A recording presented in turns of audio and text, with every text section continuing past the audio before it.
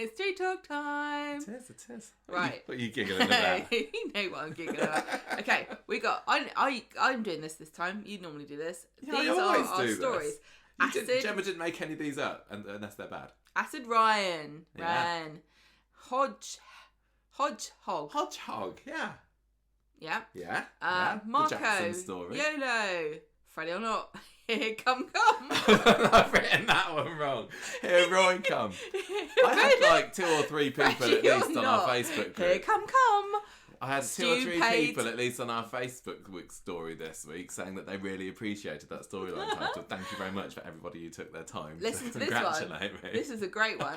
Stupid storyline. A stupid storyline. Do you like that? You haven't heard that one before, have you? Stupid storyline. I'll tell you what, I'd take the getting cash, a windfall, wouldn't you? he?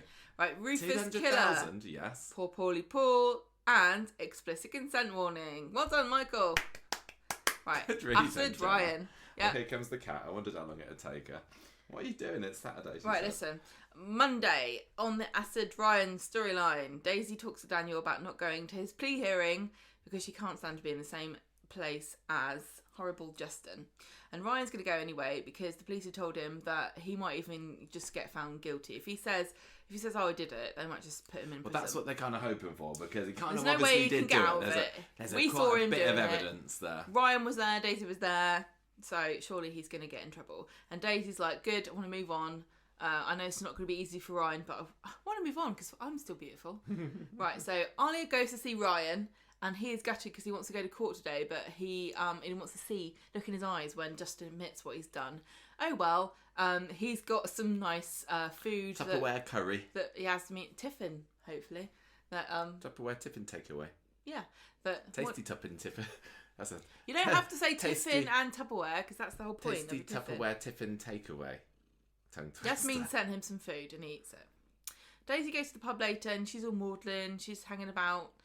She's not herself. She pours tonic all over the floor and Jenny says, look, let's shut up the pub and we'll watch a film or something. But Daisy's like, no, I want to carry on. I want to, what's it called?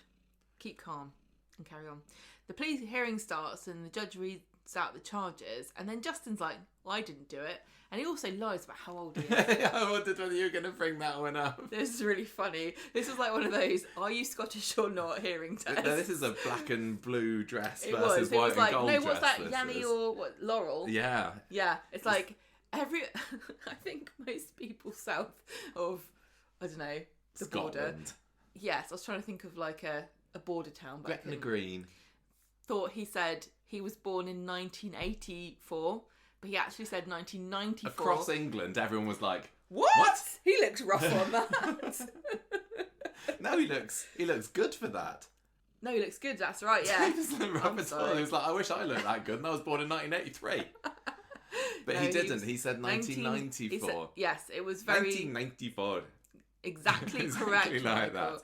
Yeah, so if I remember, which I probably won't do, I might put a little clip of him because I slowed him down and sent you a clip. Write it down for me and maybe I'll remember. It was really interesting, honestly, and I think it's good for you, Scots, because you get to what he was saying and we didn't. Yeah.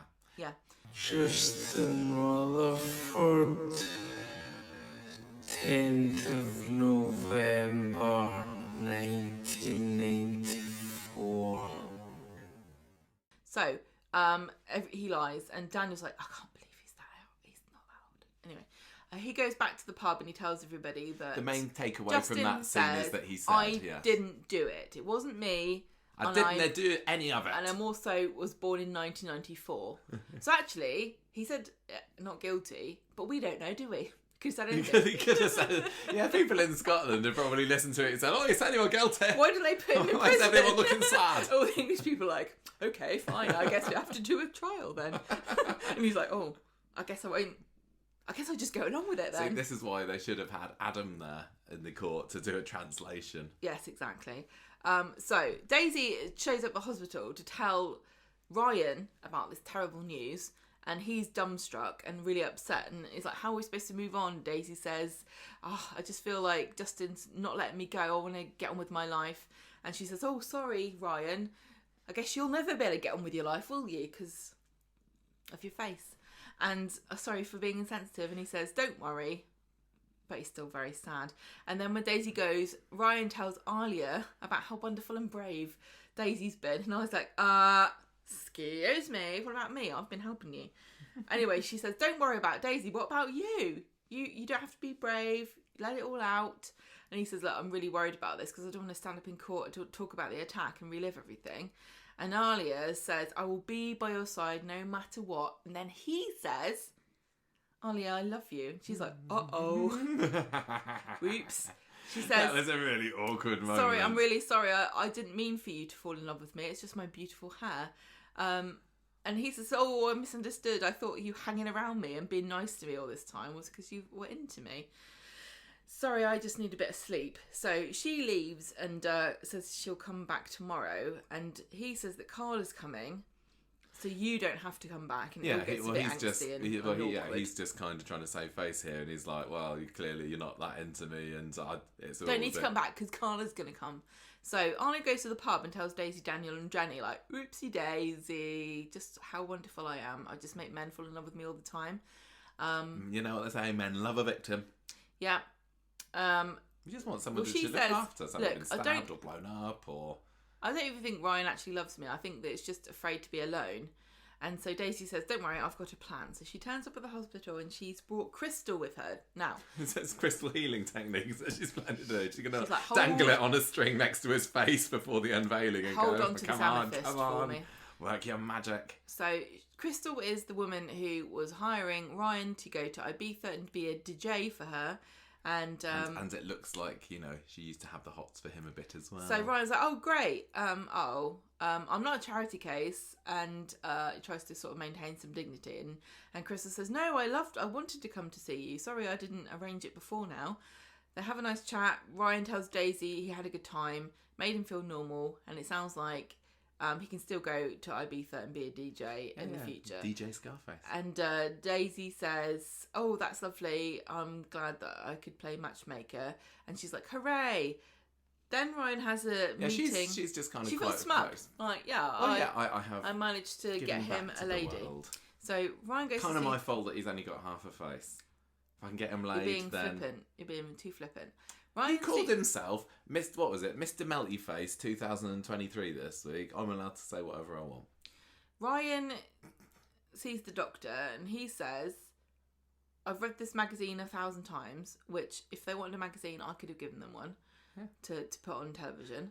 And he says, I don't want to look at my phone because the reason I'm reading this magazine is because if I look at my phone and I turn it off, it becomes a mirror and then I see myself. And I don't want to ever see myself. I'm scared. But at least I have Crystal and the idea of being a DJ in Ibiza to look forward to. It was like a broadband magazine or something he was reading, wasn't it? I'm surprised they didn't try and sneak in a few EE references there. I know, it's obviously the best broadband provider in Wakefield. The UK's best broadband. You can fly a plane or something with it.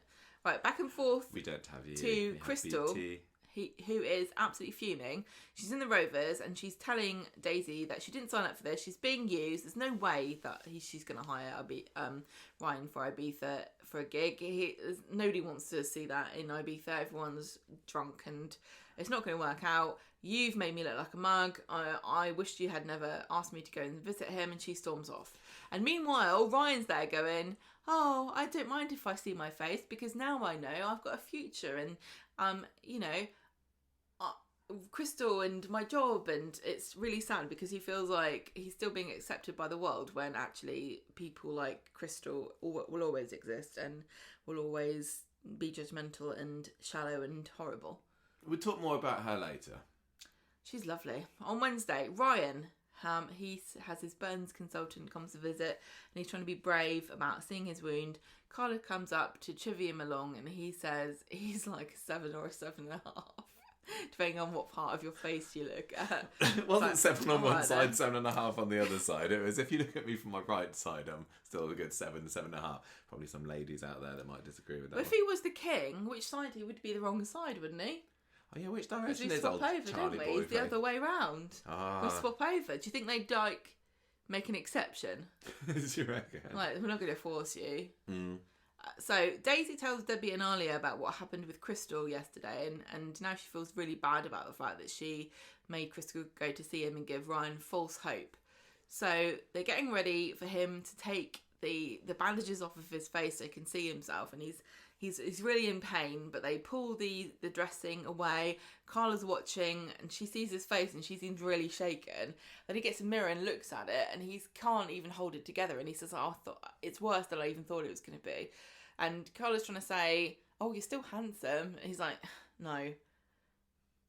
That was a really, really well done scene. I mean, we'd seen before the episode a few pictures of what the wounds would actually look like, so there wasn't necessarily a surprise there, although obviously in motion and video form it's going to look worse than the pictures that we'd seen.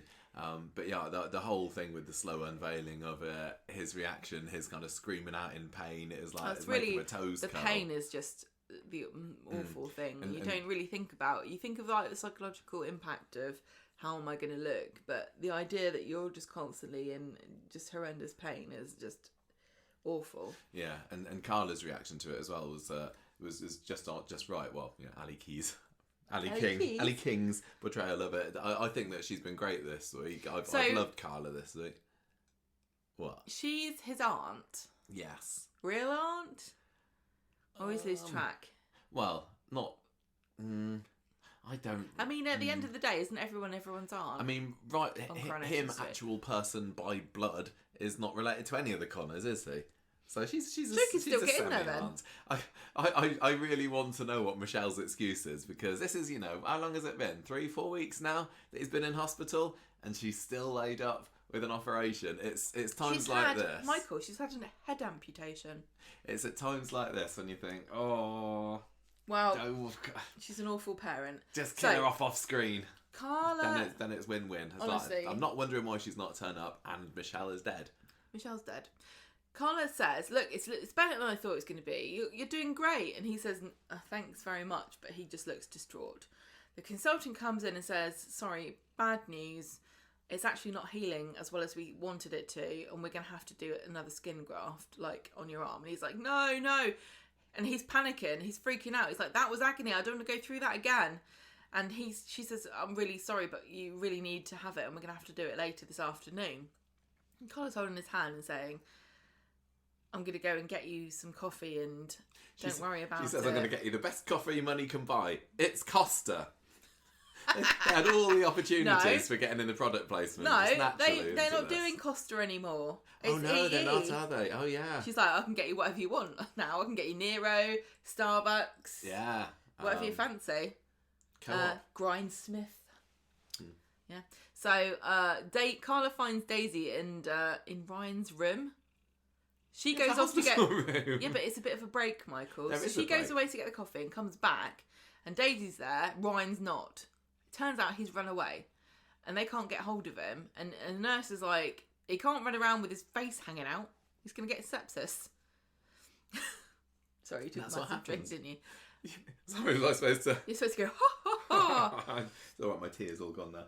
Yeah. So, going around with an open wound, especially in like gritty industrial Manchester. Oh, well, especially I'm thinking this time of year with all the midges around. At least it's like, do you remember back in the day when we were young and we used to go to London and you come back with black bogies? Yeah, you did. It doesn't happen anymore. But does that happen if you go around with like a big scarry bleeding face and you came around all kind of caked in soot? So it's not good. Sound nice. So Daisy goes looking for him. She goes to the cafe and she tells Shona, Debbie and Ronnie and Dee Dee that he's missing, so they start looking for him. And then Carla and Daisy are looking and they find him, handily enough, outside the tram stop doing the worst Phantom of the Opera impression ever, which is just wearing a hoodie. It is modern. Speaking of this search party, they mentioned, and thank you very much to everybody on Facebook who told me about this one, they mentioned his flatmates at this point, who also didn't know who he was. So it seems that... His flatmates don't know who he is? No, where he was. He didn't know. It looks very different from the last time I saw him. I can't put my finger on what it was. No, sorry, don't know where he is. But the last thing we heard about Ryan was that he was in an all-expenses paid room at Chariot Square Hotel. So it looks like Debbie's kicked him out. I've never heard of this man. And he's like, I pay I pay quite the council tax, you bastard. Well, no wonder he's looking sad. Like his mum's not come to visit. No, his flatmates flatmates don't are like... know who he is. Well, it's optional, He's isn't got it? Alia hanging around him all the time. Going, oh, I'm so selfless. Oh. Right, so he's been found. And they take him back to the flat, and he doesn't want to go back to the hospital. He's going to go and live in Carla and Peter's flat now, isn't He's he? like, I don't want to do it. It's too painful. I don't want the graft. I didn't think it was going to be this bad. I thought it was These healing. young uns today, they're too scared of hard graft, aren't they? Yeah, right, Michael. Carla says, look, you haven't got much choice. You're gonna have to get it done. And he's crying and saying, I've lost my face, I've lost Alia, I've lost Crystal, I'm never going to be able to go to Ibiza. But he doesn't know at this point that Crystal has abandoned him. Well, Crystal's just a big old bitch. Yeah, but he doesn't know that. He just... Why did she lie to him? I don't understand. She's such a stupid cow. Okay, Right, so Carla says, you're not alone, I'm going to look after you. You can live here, live with me and Peter. Screw your flatmates, they don't even know who your name Screw is. your mum. Things are going to be better. And he says, okay, I'll go back to the hospital. So Jenny, Daniel and Daisy at the pub are like, what are we going to do? How are we going to tell him that Crystal's horrible? So at the hospital, Ryan gets a message from Crystal going, oh, good luck. You'll make it. It turns out it's Daisy. She's been a secret spy, and she's texting him with her phone because remember she had to get a new phone. Yeah. So she's using a different number, and she's like, "Sorry, you dumped." Yeah, but it's a nice dumping, isn't she's it? like, "I'm a shallow bitch. Move on with your life. You're better off without me," or something like that. She just says like, "I don't think we've got a future." It's not going to work out. I'm in Ibiza. I'm having fun. You're in hospital, being sad. We're just at different places in our lives. so Ryan's like, "Oh, at least I've been let down gently, and I understand her reasons. I don't mind. I will get wheeled away for my graft. It will be fine." So on Friday, it's been a big success, but Ryan's not in the mood to celebrate. He doesn't want to be a burden on Carla and Peter. And she says, don't be silly. Then Alia turns up. What a burden on everybody. Ryan's still being sad. It's off his food. And Carla tries to encourage him to whatever. She says, if you don't like the hospital food, go down and get something at the KFC. Probably co-op down at the bottom. Ryan tells Alia that he's glad that they're still mates, and he looks upset because he hears people laughing and he thinks maybe they're laughing at him. He's not sure. And then a little girl comes in. For some reason, there's a waiting room directly outside of his room. Like the predatory NHS is like, move out. There's a girl waiting to go in. What should they have had? Should he have like a luxurious hall? Not very often will your private room open into the waiting area. I don't know. There's normally a corridor. Oh well. Isn't there? There's not really like people waiting outside going, are you done with that bed? So this little girl comes running in and goes, oh my God! Yeah, she just kind of stares at him. Open-mouthed at his and yeah, she just gapes at him, and Ollie's like, look, kids are dumb. Don't take it to heart. And he just gets upset even more. And then, I mean, honestly, this little girl, she's in a hospital and she's like gawping at everything. She's going to be fascinated all day long. There's lots of weird stuff going on in a hospital. Yeah. And it's kind of nice in a way she's not jaded, because if a little girl saw you like that and she was like, just a normal day for me, you'd wonder what horrible things she'd been saying. That's very true. I'd be calling up child protection people if she's like okay with that. She's you've been playing What's happened in your life? Playing some naughty video games, young girl. Not even that, just seeing horrible things in hospital all day long. So Alia and Daisy are chatting about Ryan, and Daisy's texting him and he's not answering, and Alia asks Daisy to check on him. So Daisy then goes and sees him, comes back and gets into a text message pretending to be Crystal and trying to cheer him up and looking very guilty. And Carla says that Ryan's a bit more chipper because he wants to have food, and it turns out it's because he's been interacting with fake Crystal. Yeah, not real Crystal. Market Crystal. So that was a nice succinct rundown of the story there, Gemma. Got to get it through it, haven't we? How did you find this story this week? Unfortunately, this is obviously the A story. I had seen what Ryan's prosthetics, Ryan Prescott's fake wounds would look like, so I wasn't even intrigued because I knew what it was going to look like, which is I think took a lot of impact out of it. Yeah, I guess. I go on. I mean, it looked like how I expected it to look. But it was very well done. Oh yeah. I probably would have preferred not to have seen spoiler pictures of it. I can't even remember where I saw them now. But it was. I think that even though we didn't get the shock from that, the performances still made the scenes very affecting there, and everything about this story this week I enjoyed. I didn't even mind Alia too much, to be honest. But there's been like interviews going around about all this prosthetics recently, because it feels like the plan is for this to be a bit of a long-term thing. He's not going to like decide to turn around and go off to Ibiza or go off to Ireland to see his mum or anything. Like, I don't know. They're talking literally about. got no idea how long. I don't Ryan's know gonna what stay his in the contract's show, like, what his intentions are, whether he has intentions to stay, and then maybe he'll change his mind based on how long it takes, etc., etc. But I do know that they've been working very hard on streamlining the process, which he feels kind of very positive from the perspective of trying to keep him in the show as long as possible. Yeah, it'll still take a while, but I mean, it takes like an hour or something to get it on and off. the like we said a few weeks ago, the Emmerdale story, I think it was, that had the acid attack. That guy was, out of the show within 6 months, and from what they're saying, I'm sorry if this counts as a bit of a spoiler. I don't know whether it really does, but there's certainly no immediate plans to get rid of Ryan. So they want something that can be easily done, but it's not compared to anybody else probably now on the cast. He's going to be the longest that it takes them to get made up, maybe. Well, especially I just wonder how many, if he's going to be in the show for like a year, 2 years, how many like scenes are there going to be of like Ryan from the other side with just like a pink line around? Well, yeah, it's like often, like in Desperate Housewives, where they had it was Felicia Tillman who had a finger chopped off, and then after a few episodes she's like, I'm just going to wear gloves all the time so nobody's going to know that I haven't got a finger. Well, it's the same thing in a slight spoiler alert in Handmaid's Tale.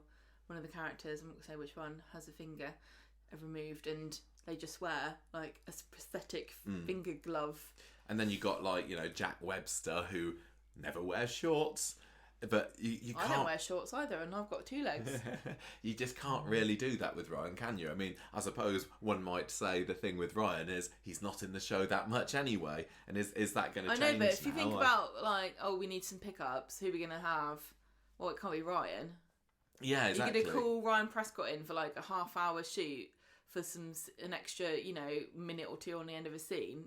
You're not really, are you? No. And I don't know who does the makeup, but does everybody know how to do it, or is there one person? They've got 15 people that are trained to put this on. And how many of them does it take? Just one?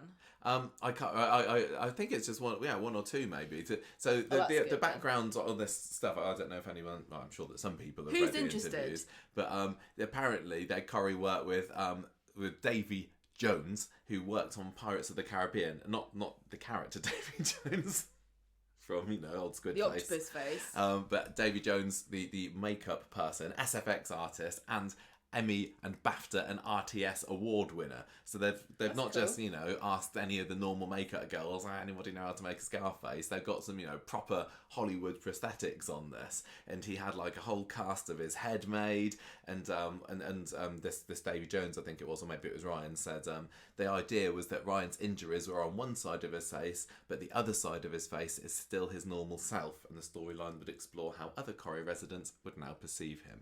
So there was lots of thought about which side is it going to be, how much is going to be covered, how are they going to make it so it only hits one side, and they want to make it a very kind of half and half, 2 sides of the coin, light and dark kind of thing. Yeah, exactly. They worked with a charge nurse from the regional burns unit at Pindersfield Hospital, Wakefield. So they've got proper medical people involved about what's it going to look like, how quickly does it change, what's all the stuff with skin grafts and everything this week. I didn't really know anything about that, and I hadn't considered how painful that would be. I mean, sounds horrendous. Everything any kind of procedure where they slice you up a bit in hospital is going to make you go a little bit, be a bit wincy. But Ryan was fantastic at his portrayal of just like, oh no, I can't do it, I can't go through it again, it's hideous, it's the worst pain imaginable. I was like, they really made a fantastic job of making this procedure, which I don't know. No, you hear about people having a slice off the bum and then slap it somewhere else, don't you? And it's like, oh, there you go. But no, it made it sound absolutely horrendous. It's nice to imagine that because of medical science and etc. that they've, and you hear about morphine and all these pain drugs and stuff, and so you think, well, surely they've made it so you hardly feel anything. Ever? No.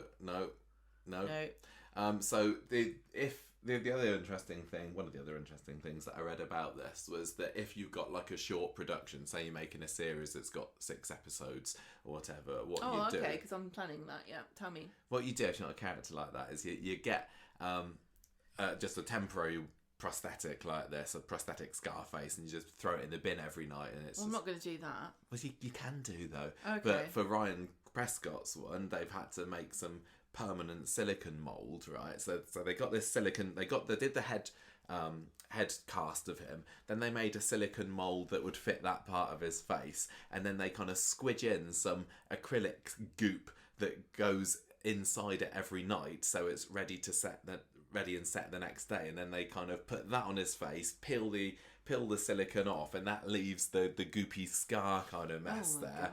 Every morning.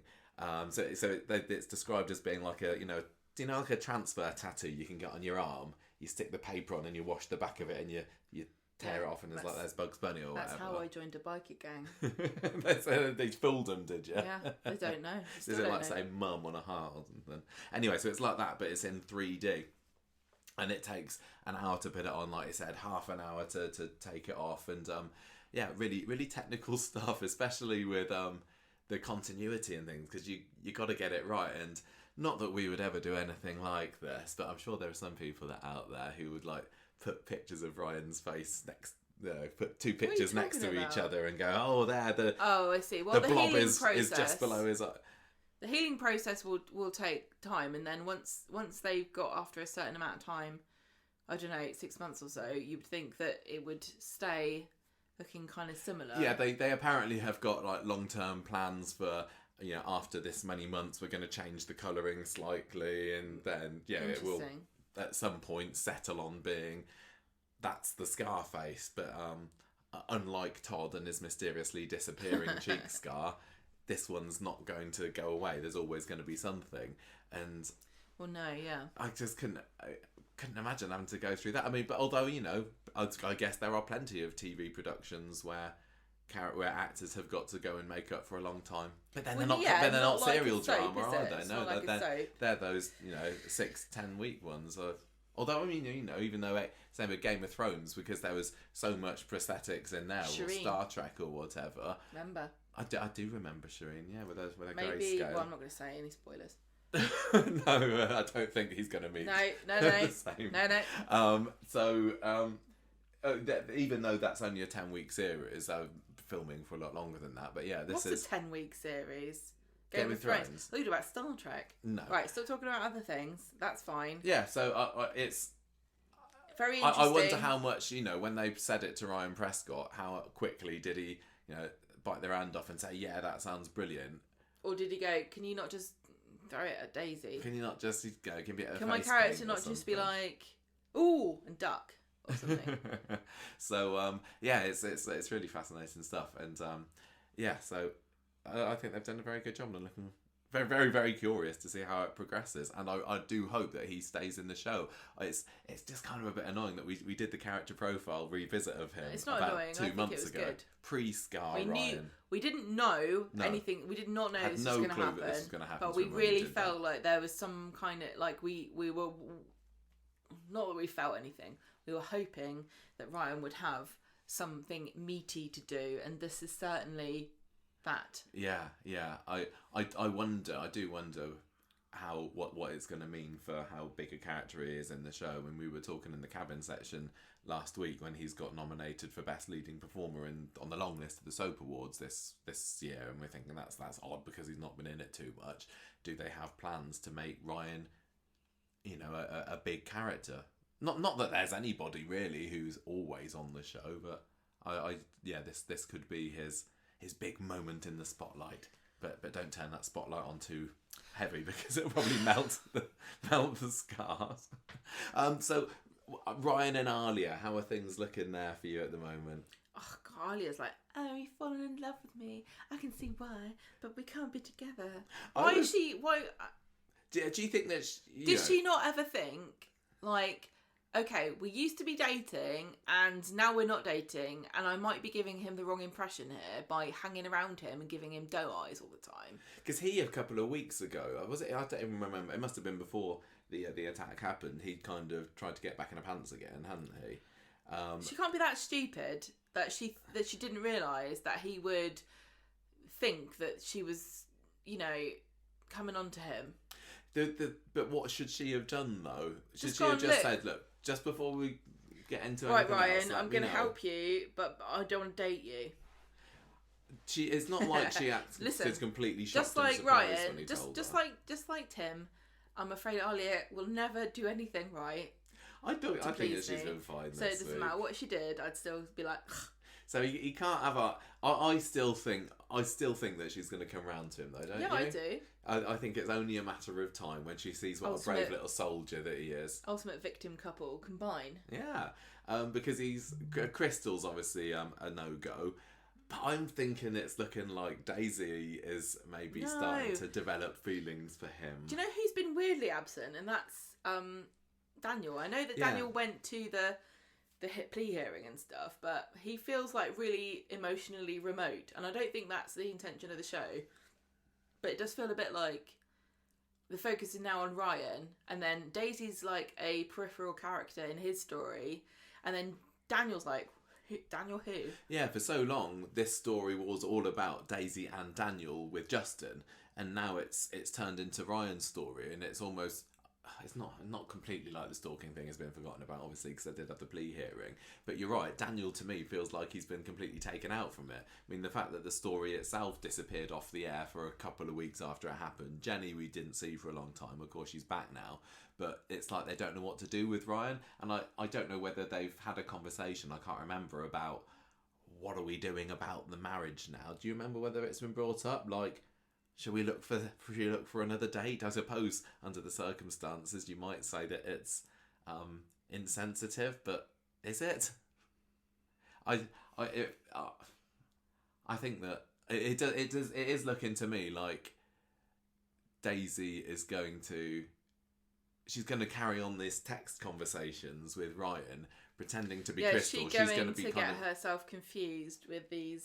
Yeah. Declarations. Not that as Crystal, she's going to be declaring her love for him, because the whole thing is that she's trying to let him down gently.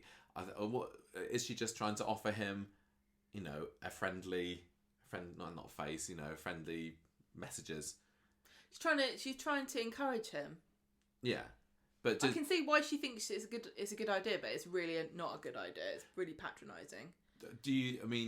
Ryan was, as you said, very much chipper at the end of Friday's episode.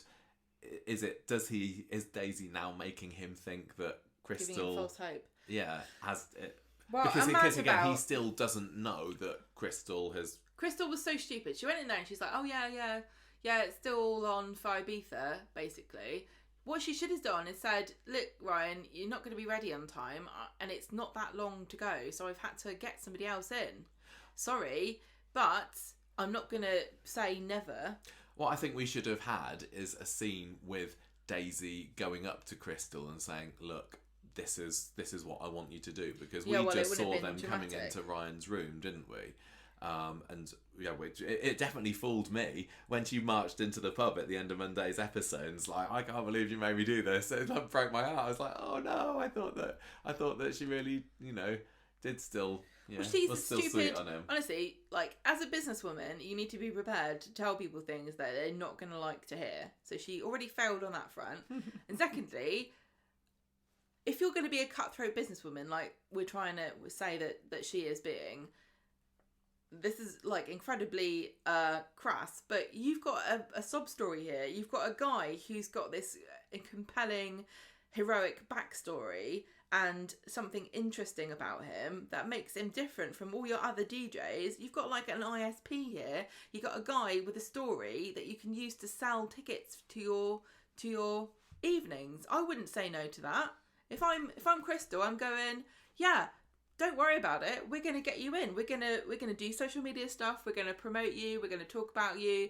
We're going to say how brilliant you've been and how heroic and brave and self-sacrificing, and that's the story that's going to get people in the door. But what's going to keep people there is your amazing DJ skills, Ryan. Do you see what I'm saying? Yeah, but I'm sorry that that's how the world is, but now Ryan's got this on his face. He has to either work with it or just spend the rest of his life moping about. And it's really sad, but he does have an opportunity. And it won't be pleasant for him. He'll probably feel like people are staring at him like that girl was.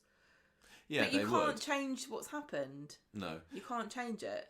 But what do you think he wants more? To be a DJ in Ibiza, or does he want a girl? Does he want somebody to love him? Does he want somebody to cuddle up to at night? I would say that the emotional state that he's in right now, that's what he wants. And Crystal definitely doesn't seem to want to do that. Crystal wasn't that kind of person anyway, I don't think. I mean, what he wants is somebody to love him in spite of what's happened to him, but yeah. I think he's going to find actually that people might love him because of what he's gone through. Because of how brave he was, and because he didn't know what was happening, obviously, so he didn't really have a choice. But he's going to be... the thing that he's going to go through is going to make or break him as a person. And because this is because this is the soap, and it's got to have some kind of element of some kind of uplifting narrative, I feel as though he's going to come out of this the other side being a stronger person. And that's actually an asset. And that's not going to happen to everybody who goes through this, obviously, but it's an inspirational story.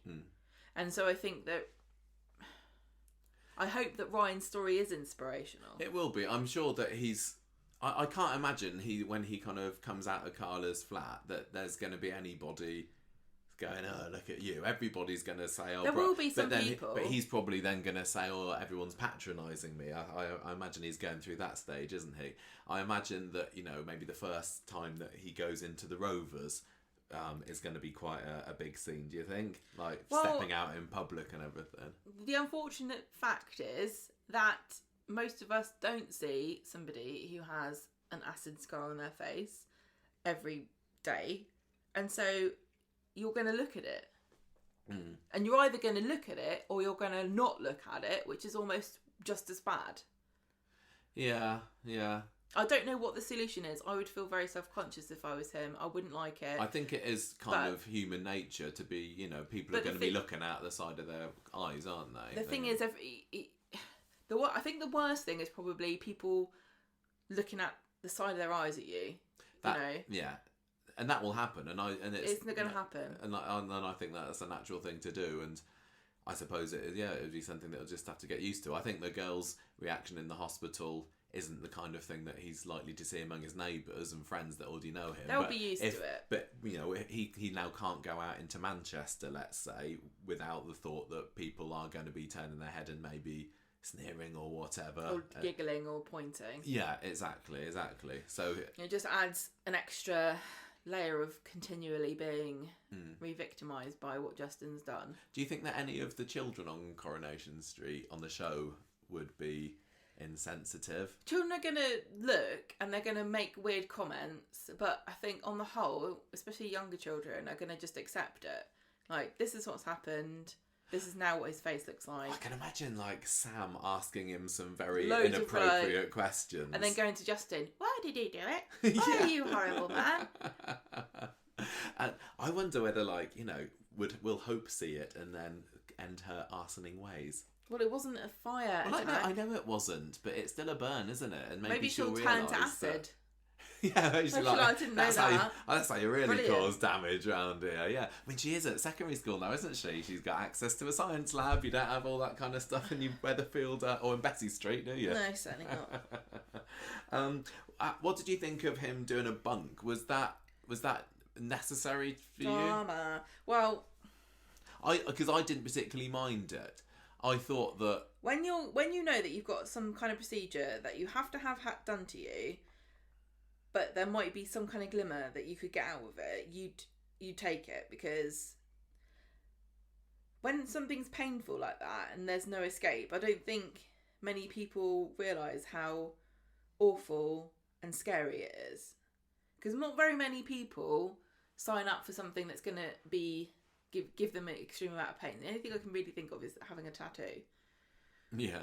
But with a tattoo, you're gaining something, whereas with a medical procedure, a lot of the time you're just getting back what you lost. So, of course, he'd run away. I don't blame him at all. I don't know whether realistically that kind of thing happens lots. I mean, you hear about, it's done on TV. I'm going to give you a like when Terry Duckworth ran away when he was supposed to be donating a kidney to Vera. That's a kind of a drama thing, isn't it? That was more selfish. Yeah, for selfish reasons. But I don't know how often in real life people run away but because it's like they know that like again, I said before about these physical manifestations of things that are difficult to articulate by just a soliloquy or something. He already told everybody that he didn't want it to happen. I'm glad that he was found quickly. It was nice seeing everybody kind of banding together to go and look for him, because we had who was else involved? Ronnie was there, Debbie was there, still not gone back to Germany. I don't know, She's give up. She doesn't want to be washing Kevin and Bill's pants. I know Bill's dead. She's had enough curry first. I forgot about that. Yeah, Bill's dead. Well, I can imagine Bill Webster's still got a laundry basket full of giant, massive pants there that Debbie has to wash. To be fair, to pitch them out like a tent. Oh no, it's Abby. Abby is the pant washer, isn't she? Right. Will we moving on?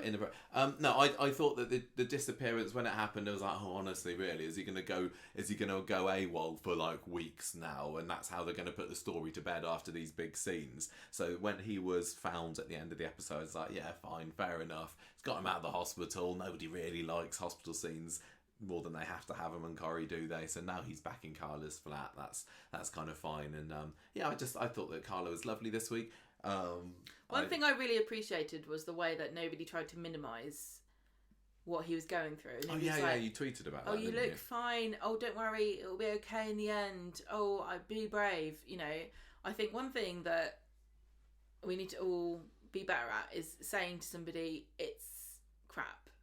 What you're going through sucks. I'm so sorry. I wish it wasn't happening to you, but it sucks. Instead of being like, oh, look on the bright side. Oh, at least you're alive. Oh, at least the sun's shining. Oh, oh, the flowers are going to, you don't have to just be positive about everything.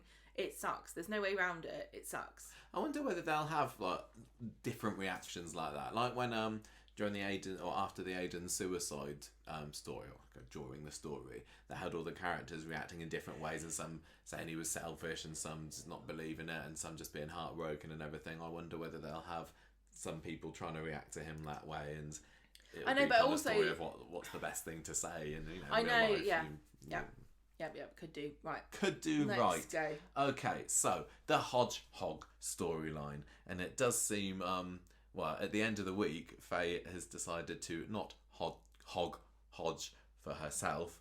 Well, I don't know whether it's going to last that long when Craigie finds out the truth. So Monday, Craig kind of starts off the episode sort of with Faye, and she's bringing up Jackson and how great he is and everything, and she's still kind of harbouring these feelings for him, I think, a little bit. Yeah, she doesn't. She's not very self-aware. No, but and Craig is he's trying his best, but he doesn't as you would expect, that his girlfriend is talking about how awesome this other guy is who's just swanned back from Canada. So over at the factory later, by the way, with this Hodge-Hog story, it did cross over with the Beth story, so we're going to get a little bit of crossover, but I thought it was separate enough that I'll separate them out. Anyway, Jackson comes to see Faye at the factory. Miley's there as well. Craig bursts in because, it's open door policy at Underworld at all times, and Craig's like, I got you tickets to a Weatherfield Giants basketball match tonight. What even is that? What do you mean, what is it? It's not What's actual... the Giant? What's the weather? Yeah, but what game is it? Basketball. Really? Does Weatherfield have a basketball team now, do they? Yeah. One that Miley is really, really excited to go and see. I mean, I suppose she does like basketball, but... That's a new one on me. Do most towns have basketball teams? I don't know. But can I just say, it's we've got our American own thing. sports here. I'm not having to go at basketball specifically, but American football and stuff like that. Stop trying to make us like American football and American sports. We've got our own Baseball. sports. We're not interested. Thank you. That's fine. I don't mind. You do your own thing. We've got cricket and it's perfectly fine. Well, they should have had Miley come over and like be a massive bowls fan or something, couldn't they? And he could have taken her down the green where... Yeah, the oldest green in the Percy world. We Sugden. got that. The oldest green in the world. I don't think they'd take him all the way down to Southampton Why not? to see this. They've got the perfectly good Weatherfield bowling green, haven't they? Do you remember What's where wrong Ted with- died? What's wrong with other netball Ted. and rounders? Anyway, they're going to see a Weatherfield Giants basketball match. No. And he tells Faye, look, I just thought Miley would want to spend some time with the pair of you. So he's like Imagine, can I falling just over. say, imagine if you're Miley, right, and you go to visit your mum in merry old England, and you've been raised in Canada, and then when you imagine you're you and you go to Canada, and they're like, oh, hello, welcome. Here's a cricket match. Here's some egg and chips. If I really Like, liked cricket, no. I wouldn't mind. No, I came here for Canadian things. I want to see hockey, and I want to drink maple syrup by the pint. I don't want to have golden syrup and blimmin' rounders. Look, yes, I would choose to go to Tim Hortons over Costa if I went over to Canada. Yeah, I'd never but go to if somebody Costa again gave if I me had the the choice. choice between do I want to go and see an ice hockey match or do I just want to go and sit and watch an episode of Coronation Street, I'd probably choose the second one. Imagine what amazing kind of version of They'd Coronation just be Street they've got behind, over there. aren't they? They've got a Coronation Really Street in the cool, past, haven't yeah. they? Anyway, so Craig is like falling over himself all week to try and show how cool he is with Jackson and Miley being a part of the family because he's realised he's Never not tried to shaking be them cool off. to a child. Yeah, he's kind of gone at the beginning. He was babying her a bit too much, wasn't he? And I think he's a bit more on the level with her now. He's pitching it right now. He's got to know her, but he's like, you Faye, you take Jackson. I'm cool with it. I'm fine with it. Maybe we can meet in the bistro later though. So as they're walking up the street towards the tram stop to go and see this basketball match, Faye and Jackson do seem to be getting a little bit gooey over each other, don't they? I don't remember particularly what the I was status of about the to say relationship this. was between Faye and Jackson before. I got a kind of Sarah Lou and Aiden Critch. No. What's his name? D. It was D. R.I.P. Yeah, was The it? one who died in a car crash. Yeah, gosh, what was his name? Luke. It wasn't That's Dean really or bad. Luke. You keep talking. Who was Bethany's dad? That's Oh, I don't terrible. know, but I kind of got the same impression with those two. Everybody knows this. That it's just a fumble and a mistake rather than some kind of romantic. And the fact that they just didn't have anything to do with each other after she had the Neil baby. Ferns. That's it, Neil. Of course, Yeah. Neil. I knew it was a classic, solid name like that. Yeah. Dean, Luke, Neil. One of them. Yeah, I didn't get the idea that okay, I'm just gonna say it like this, Brenda Ferns was his mum. that Jackson and Remember that myself. Miley produced. No, Jackson and Faye produced Miley through passionate romance. I think that I've got a feel. I think there was something with Faye kind of saying to Anna, I do kind of fancy him a little bit, but I think Well, it's not like a great romance for the ages, No, I like think- Romeo and Juliet. I think when it happened, it was, a teenage mistake. But I think she maybe did harbour some feelings for him, but I don't remember there Yeah, but- really ever being but he's like anything at all. It's like a giant man now. Jackson is a Weatherfield giant, isn't he? Yeah. I'm surprised they didn't try and recruit him. He's like, hey, you from round here? You look Aye, but like- I'm going back to Canada in 4 days. Oh, shucks. You'd have been our star player. Yeah, he could have. Yeah, Although maybe the Weatherfield Giants might have even dwarfed him. maybe Weatherfield Giants is like a kind of ironic name, and they're all really short. If we call ourselves the Weatherfield Giants, we'll strike I fear say, into the us- hearts. We call ourselves the Weatherfield Giants as a big old joke. Anyway, so it seems like this developing romance between them is almost goes against what the actual relationship between them was before, especially Jackson to Faye. And in any case, how long has he been back now? 3-4 weeks? I've lost track. And when they got onto Wednesday and they had the big old snoggeroo, I thought, I don't think I've been warmed up to the idea of this enough. But anyway, these kids these days want everything now, don't they? So anyway, Yeah, they yes, want it they now. do, Michael. I want yes. a baby. They I do. want a basketball match. I want a picture submit. Minecraft or something. Yeah. Roblox. So Faye gets back from the basketball match with Jackson and Miley later, and they were Faye's like, that was rubbish. and didn't Miley drop was a the drink point or of that? something right outside of Speed Dial, and Faye's like, oh, have you ever heard of a drink called Lassie? This is more I've like heard of it. a dog called Lassie. This is more like it. Okay, yes, it is British culture via Pakistan and India, but still, it's a bit more British than basketball. Everybody on Coronation Street seems to love Lassie. It's lovely. I I used to make it all the time. Do you think I would like it? Yeah. I'm thinking I might not do. Yeah, it's lovely. It's just a yogurty drink. I'd rather go to Sweet Enough for a proper It's like- milkshake. It's like yop. Oh, you're really selling it there. Hey, Miley, do you like Yap? Oh my gosh, yeah, Oh I my love god! Is it like Sunny D? yeah, it's like Sunny D. It's like Sunny mixed D, with but yogurt. made with yogurt. So anyway, they go in there and it's probably lovely. But It is nice. poor old Craigie, meanwhile, is waiting sadly for them at the bistro. They get there eventually though, and Miley's excited to talk about the match that she's just seen, and then Craig whips out from underneath the table a little basketball that's been signed by one of the It's not guys even a proper from the bas- Weatherfield. This is what makes me think The Weatherfield Weatherfield- Giants Yeah, are an ironic name, because haven't this even basketball thought of was that. like a tiny basketball. do you think it's like, I can just imagine it's like little babies riding around on Shetland ponies or something like that. They're Lobbing a just ball at normal each other. sized people that play with tiny basketball. We feel like we're big because their ball is so small. Anyway, I can't remember. Did he say that one of his mates at the station knows a Weatherfield Giants? Oh, wow. Or something? Wow, imagine that. Anyway, she thinks it's amazing. Well, okay. So, Well, as long as she's happy. Yeah, exactly. But poor old Craigie, he looks at the bar and he sees that's really tickled me. He sees Faye and Jackson getting all close, and he's like, "Uh-oh, need to step up the old Craig game here." What other sport Claire's can I? No, he's off to Claire's accessories to buy his $7.99 wedding ring, which is what Excellent. Colson Smith has now engagement ring. Sorry, which is Colson Smith has now said on Twitter that it is worth. Or sorry, Colin Smith as William Roach Colson. Yeah. That made me laugh. I haven't watched all of this yet, but who was it? Was it Colson and Jack P. Shepherd were Yeah. on this morning? Was it, or Yeah. Loose Women or something? No, he's This not. They're morning. not women. Earlier this week, What? and you said They're that. allowed women. It doesn't have to be just be women, does it? No, I think they let men on as well, loose men. And you told me I wasn't allowed to watch it because they had a spoiler. There was on, a spoiler. which was this. There's two proposal. spoilers. There's another point. Is there yeah. another still to come? Yeah. Oh, don't watch it, everybody else then. And yeah, but I saw a clip of it, and it was her just talking about how William Roach has like worked with him Can't- for 20 years and still doesn't actually know what his name is. The story started with Jack saying he was walking through the studios one day, and he's like, "All right, Bill," and then Bill Roach says, "Hello, David." It's like, yeah, that Bill, I've known you for 23 years. And then Colson pipes up, "Yeah, he calls me Colin." Oh, he's a national treasure. See, I'd call him Billiam.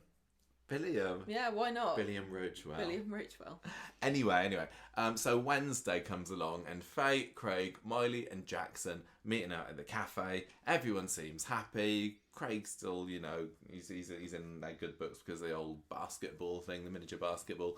And Craig goes and Justin, why have I written Justin here? Probably Jackson. He says, "Can we meet up later, please, Faye?" He says he's got an interview. And he wants a friendly face afterwards in Slough. Now, this is interesting to me because Slough is to England what Scranton is to America. Yeah, you could. Yeah, I mean, everyone's watched the British Office as well as the American Office as well. But really, Slough is pretty much only known for that place where the Office is filmed. But also, it's Or not set. a pleasant name. I'm really sorry that it isn't. It Slough. just doesn't sound nice. Yeah, it's It's like Scunthorpe. there There was a girl. I feel really bad. I was thinking about this. It just occurred to me when I was little. Oh my gosh! When I was destroying the place. in secondary school, this poor girl joined the school and she was from Scunthorpe, and we would never shut up about the fact that she was from Scunthorpe. Well, I And I don't know why, but we were really mean to her about I grew up it. in a place called Binley, and I suppose if you're thinking... I don't even know where Scunthorpe is. If you're thinking meanly, then Binley's... Billy sounds crap, yeah. Yeah. Although that's probably where Stephen Reed is from. He loves a good bin, doesn't he? Oh, yeah, he'd love it. Yeah. So I apologise We in the past for... Was it besmirching the good name of Scunthorpe? Anyway, so you're forgiven. He's got an interview in Slough. He wants to meet up with her afterwards, so she's like, yeah, great, fine. So later on, Faye asks Tim if he and Sally can mind Miley later while she meets Jackson to apparently discuss childcare. And Tim very quickly guesses that Craig isn't aware of this rendezvous that's planned and says, look, just be careful. I think Tim's been good this week. I think he's been, sensible, mindful, not idiotic dad, don't you think? I can't hear you. Yes, you can. You've said that Tim's been good in the past. I rewatched that shopping list scene earlier because people were talking about that, weren't they, yesterday? And I missed that yesterday. But it's about it was on Friday's episode, and Sally says, "Oh, did you get my herbal tea and my this and my that and the other?" And he's like, "No, yeah, I forgot those." And she says, "You're the worst man in the world." I'm not delivering this as well as Joe and Sally did. Sally's like, "Oh, you forgot the list, didn't you?" And he's like, "Yeah, I forgot the list." And that's the classic Tim and Sally shenanigans. It was great. Anyway, yeah, I thought he's been good this week. No, it was funny. I remember that line. But Tim is the worst human being in the world. He's not. Give it up. Because he's been in the show like over 10 years now, hasn't he? So you don't get time off for they longevity. They are going to look after Miley. So Faye tells Craig, because he wants to meet up with her later as well, that sorry she can't, and he says, "Oh, you meeting up with a prison pal? Is that why you're being a bit cagey about it? Because you don't want to admit that you're still friends with people that you're in the slammer with?" And Faye's like, "Yes, that's a very convenient excuse. I am indeed meeting up with my prison friend." I'm meeting up with my prison friends, and it's a menstruation support group for women who are not having them anymore. Oh, we've started watching a new program. menopause. We started watching a new program this week, haven't we? And it's not Orange is the New Blacks. We watched that ages ago. What is it? Hard Sell, starring Catherine Tate, which is also set in a women's prison. It's nothing to do with a women's prison. It's all right. We've watched 2 out of the 6 episodes. It's on Netflix. It's okay. It's okay. She basically plays. It's like The Office, isn't it? She It's plays like- the character like she played in The Office. What's her name? Catherine Tate. Catherine Tate plays Catherine Tate's various characters, which are basically all the same in everything she does, but it's very funny. Oh, it's fine. Anyway, so I'm lost where we are now. She goes she says, "Yes, I'm meeting at my prison pal." Oh, that's probably like a pen pal, isn't it? Get on with it. So when Faye I've read that one already. At the hotel, Faye says to Jackson, "Look, Craig doesn't know we're here, right? Okay, so keep it down. If Craig comes, pretend you were in prison with me." Yes, just put on a wig or something. And then Beth comes in. Oh yeah, sorry, I should make more of a dramatic. And then you'll never guess what happens next. You never guess who comes in. So what? So Jackson and Faye are just in the hotel trying to keep it on the down low. And then there are many hotels in Weatherfield, as we know. Well, so there aren't picked one that really not many people have heard of. Chances that somebody knows is going to walk in. Because I've been in many a hotel in my life, and I've never met anyone there that I actually know. Well, I would make sure to go to a really sort of boutiquey one that no one had heard of. Although we did see Warwick Davis in a hotel once. Yeah, we did. Only flipping Beth walks in with Marco. I can't believe that. Thank you. That was better, wasn't it? Yeah. I thought this was a great twist. And they're like, "Oh no!" And they're like, I'm in here having something that looks a little bit inappropriate considering I've got another boyfriend. Oh yes, I am also kind of married to Kirk, and this is looking a bit odd as well. So they all swear there's nothing dodgy going on, and Marco and Jackson leave the ladies alone for a little bit, and for their prison menstruation menopause support group. And then so for Faye says. She basically tells Beth what's going on, and she says, "Look, it's not a secret exactly, but I just don't want to hurt Craig. I don't want him to know that I'm meeting up with Jackson because he's a little bit sensitive about that kind of thing, you know." And Beth says, "Yeah, I don't want Kirk to be jealous as well. That's why I'm not telling him about meeting up with Marco." And they kind of saying, "Oh, how close." No, by the time this has happened. I think by the time this had happened, she had snogged Marco, hadn't she? I think that was Monday's episode. So she kind of says, "Oh yeah, I may have had a little flutter for a nanosecond, but that's it. I love Kirky." And Faye's like, "Oh yeah, I love Craig as well." And Beth says, "Right, decided this is getting too close to comfort. I'm knocking this on the head, and they agree it's probably best not to have secrets. No more secrets. Exactly. So yeah, remember that when we get to the Beth storyline, because I might not say that again. I thought that was a really nice scene. I thought there were a couple of nice kind of character-y moment scenes this week, which is something that Corrie, I think, needs to do a little bit more of. Just two people having a chat together, a dialogue scene. This was good. Like there was one with Stu and Eliza this week where I was trying to get to know her. Lots of stuff between Ryan and Carla. Just, sitting around having a chat without trying to chin wag. And without trying to throw in silly jokes. Because sometimes Coronation Street scenes will occasionally start off with people talking about this and that, and it's like, oh, here's a little skit that we're putting in here anyway onto what we would need to be talking about. And it can do, but it doesn't always hit. But when they just have characters sort of opening up to each other, then I think it's quite lovely. Yeah, so more please, Coronation Street. Anyway, so Jackson's back with Faye later. Beth's gone, and she's like, oh, I don't know what to tell Craig about this. And Jackson says, well, if it sweetens the deal for you, Faye, I am actually starting to develop feelings for you. I want us to be a proper family together in Slough. No! And, he don't know he's got the job yet. So he puts his hand on her shoulder and he says a few, sweet nothings to her, and they kiss. Shocker! These Weatherfield ladies. There's honestly. loads of shagging about going on. Shagging about and snogging about this week and last week. We had Beth snogging Marco, Sarah bunking up with Damon. That's it. Shocking stuff.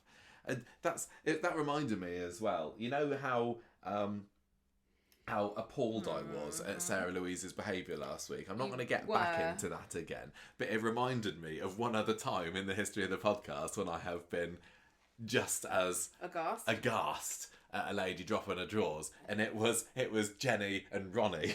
Do you remember how much of a rant I had on the podcast about women? You should be more judgmental about men. I judge equally, but I was very, very. I never hear you going on about a man doing it as much as a woman. No, it's bad. It's bad. But I as I said, about Sarah last week, I hold her. I have high standards for her, and so she disappoints me more when she does it. Just like Jenny did when she bunked up with Ronnie last week. And I told Vinter that when I interviewed him this week. Did you tell him off like a maiden Victorian aunt? Well, you've seen it as well. I said I wasn't very happy when that happened, Vinter Morgan, actually, and he was anyway, scripts, love. I digress. Right, go on with it. So anyway, they have a big old snoggeroo. Go back home later to find Tim, Miley, and Craig making cookies together, and Tim is clearly not very pleased to see Jackson show up yet again because he kind of knows that Faye and Jackson. Maybe something developing there. What's wrong with making biscuits? Why does it have to be cookies? If they're just dough with chocolate chips in, I will call them a cookie. No, the specific. No, I wouldn't call a custard cream a cookie or a bourbon. A cookie is a certain type of biscuit, but not all biscuits are cookies. No, and they were making cookies, which to an English person, why can't they make biscuits? Well, it's probably a lot easier to make a chocolate chip cookie than it is to make a pink wafer. I haven't lived my life in Canada to come over here and have you make me substandard cookies. Do you think, make me some kind of Victorian Make me the sponge. most Britishest biscuit around, please. What's that then? One of those squash fly ones. Oh, Garibaldi. With real squash flies in them. I think they're Italian. Doesn't stop us. What's a really English biscuit that they don't have? I don't know. I was going to say like a digestive, but they do have those in other places, don't they? They're graham crackers. Graham crackers. Next. Are they a nice biscuits English, or are they French because they got nice on them? We invented biscuits and everyone else copied us. Next. I think people might say that custard creams are particularly British. You can make custard creams. Can you? Yeah, but it's easier to buy them, isn't it? Why didn't they stop fanning around and just buy a packet of biscuits and have a cup of tea like everybody else? Yeah, Dev's going out of business because of people like you making homemade cookies, Tim. Right, so Friday then, Craig is still banging on about how much he loves hanging out with Miley and how cool he is with the situation and everything. And he also saying, oh, and Faye, you're so wonderful. I don't know what I'd do without you. Dear me. Phrase of doom, Craigie. And then when she leaves the cafe, he lets all the viewers back at home know what he's got planned in store today, because he gets out his little ring. He's got a box, hasn't he? A little heart. Is it a heart-shaped box? No. Probably. Is it not? Is it a classic square, classic cube? And he lifts it out and he goes, oh yeah, I got a wedding ring, because people in soap like to have a sneaky look at whatever secret knives, wedding ring boxes, guns. If they've got something that they just want to check is still there. LSD. Yeah, they've got to show it. Statue of mother and child. Although, to be fair, shows that Stephen is developing as a villain, because I don't think we saw the bottle of LSD in last Friday's episode until he actually got it out to use it. Good for him. He could have been standing there at Rufus's mansion door, just going, just checking. I got my LSD. Thank goodness it's still there. Tell you what, he's getting away with that, isn't he, this week? Next. So, with all the Beth stuff going on at work, Faye is looking like she could be on the verge of making a same mistake herself, because Beth and Kirk are really not in a good place at the moment. Find out why later. And then Jackson shows up at the factory. I've written hospital here in my notes, but I caught myself there before I said it. Well, what is a hospital if not a bone factory? They're both places where things get stitched together, aren't they? Yeah. And so she says, look. No, he says, he hello, says, I've got the job in Slough. He says, I got the job. Granny. Yeah, Granny, I and got you're the paying job. what I'm asking. It's in Slough, Granny. And she says, you clever boy, Jackson. It runs in the family. He's like, I'm going for 4 weeks. I need to decide. No, I'm going in 4 weeks. I've got a 4-week long job in Slough. Don't ask me what it is. No, it's not a 4-week long job. I know, but you made it sound starts in like. 4 Yeah, I know. weeks. You made it sound like. So right, so you got 4 weeks to decide. Right, Canadians can tell us. Coming to Slough. What's the Canadian equivalent of Slough? Yeah, what where's horrible... the Slough of Canada? I mean, I don't want to I don't want to be rude about Slough, but again, we can't pretend it's not a horrible I've never word. Been. I've never been. I'm sure lovely. It's perfectly lovely, but what in Canada sounds like, oh, don't want to go there. And maybe all our other international listeners can tell us what the Slough of your country is. What's the Slough of Australia? If they were making a version of The Office set in your country, yeah, where would they put it? Where would it be? Yeah, let us know. Write in and let us know. conversationtree@gmail.com. And if you're from Slough, please don't be offended. You know, you're the butt of the jokes, aren't no. you? Slouthians. So Jackson, I've already said that. Where am I? Right, in the pub later. For 4 weeks. No, in 4 weeks. In the pub later, Craig tells Beth about he's going to propose. He says, "Mum, I'm going to be a man. I got a ring," and he tells her about how he's going to do it. He's going to buy a romantic takeaway speed dial. And Beth's like, "No, Craigie, that's not how you propose to someone." He's going to stick it on top of an onion bhaji. I can't remember how Beth and Kirk got engaged, but I might be remembering it wrong. I'm remembering Gemma, but I'm sure that there was like kebabs involved. I'm sure there was some sort of hilarious food thing involved in their proposal. And also, somebody write in and let me know. From around the world, viewers tell us, what's your version of being proposed to over a kebab? Well, obviously, poutine is the Canadian proposal of choice, the classy Canadian proposal. So, yeah, she says, "Look, don't get a curry. You got to be romantic. I've got an idea." And but first, you need to go to Tim's to ask him permission to take his daughter's hand in marriage. So he's like, "Are you sure?" And she's like, "Yes, Craigie, off you go," so that she can put her plan in action. So he goes to the cab office and he's like dead nervous. He's quite cute, and he's like, he blurts out, like, "Oh, I got your permission to marry your daughter." And Tim's like, "Oh, well, it's not my permission you're gonna need. It's gonna be Faye's." But he's just pulling his leg a little bit. He's like, "Oh yeah, of course." Pleased. He thinks it's great. He's Craig's a Catch. kind of, he's a sort of, reliable chap that you'd probably want your daughter to be married to. Maybe he's in the police force. So he could probably pull a few strings for you. He's going to get a good pension. Yeah, exactly. He's going to retire by the time he's 60, and then he can do the gardening. Yeah. So that's all going great. Faye turns up at the pub later. I can't remember how she knew to go there, but it doesn't matter. And she is presented with this mystery invite from Daisy. It's like Well, it's not from Daisy. well, Daisy gives it to her. I thought it was going to be like a treasure hunt or something. It was cute. It was cute. Why don't you do this for me? Where's my mystery invitation to the local park for a romantic serenade with the local celebrity I can't singer? do it now because you just say I was copying. So she goes to Victoria Gardens and the whole family are there. There's Kirk there, looking a bit miserable because of everything else that's going on, but he's got his guitar. They got Jackson Glenda. And Miley there. Glenda's there. Singing. Yeah, they got old Jodie to belt out a couple. It was probably a song that everybody else apart from me knows. Again, we don't know. We can't. No remember. idea. Don't know. But it was very sweet, and so song. everybody's there. And Craig goes down on one knee and he pops the question, and Jackson's just there fuming, and Faye gives him a worried look and like, what do I say to this? Well, sorry, Jackson, you already asked her. You already proposed, but your proposal involves slough. Yeah, exactly. It's not exactly something everyone's tripping over themselves to do, is it? So they have an advert break for her to decide, and by the time the show starts again, she's still waiting silently, and it's like, come on, Craig, Faye. So you've had like 3.5 minutes at this point. You don't keep me in suspense. So she does. She says yes. Craig's over the moon. Miley goes in for a hug. Jackson's there still going curses. So they go to the pub. But slough. Come on, Faye.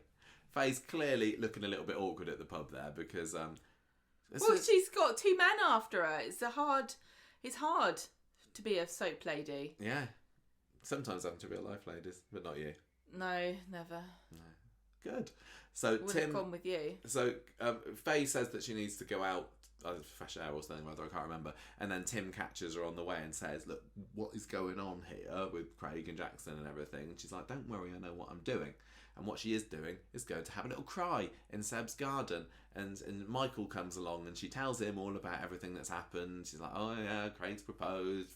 Jackson wants me to go to Slough. What shall I do?" And he says, "Well, look, someone's going to get hurt here.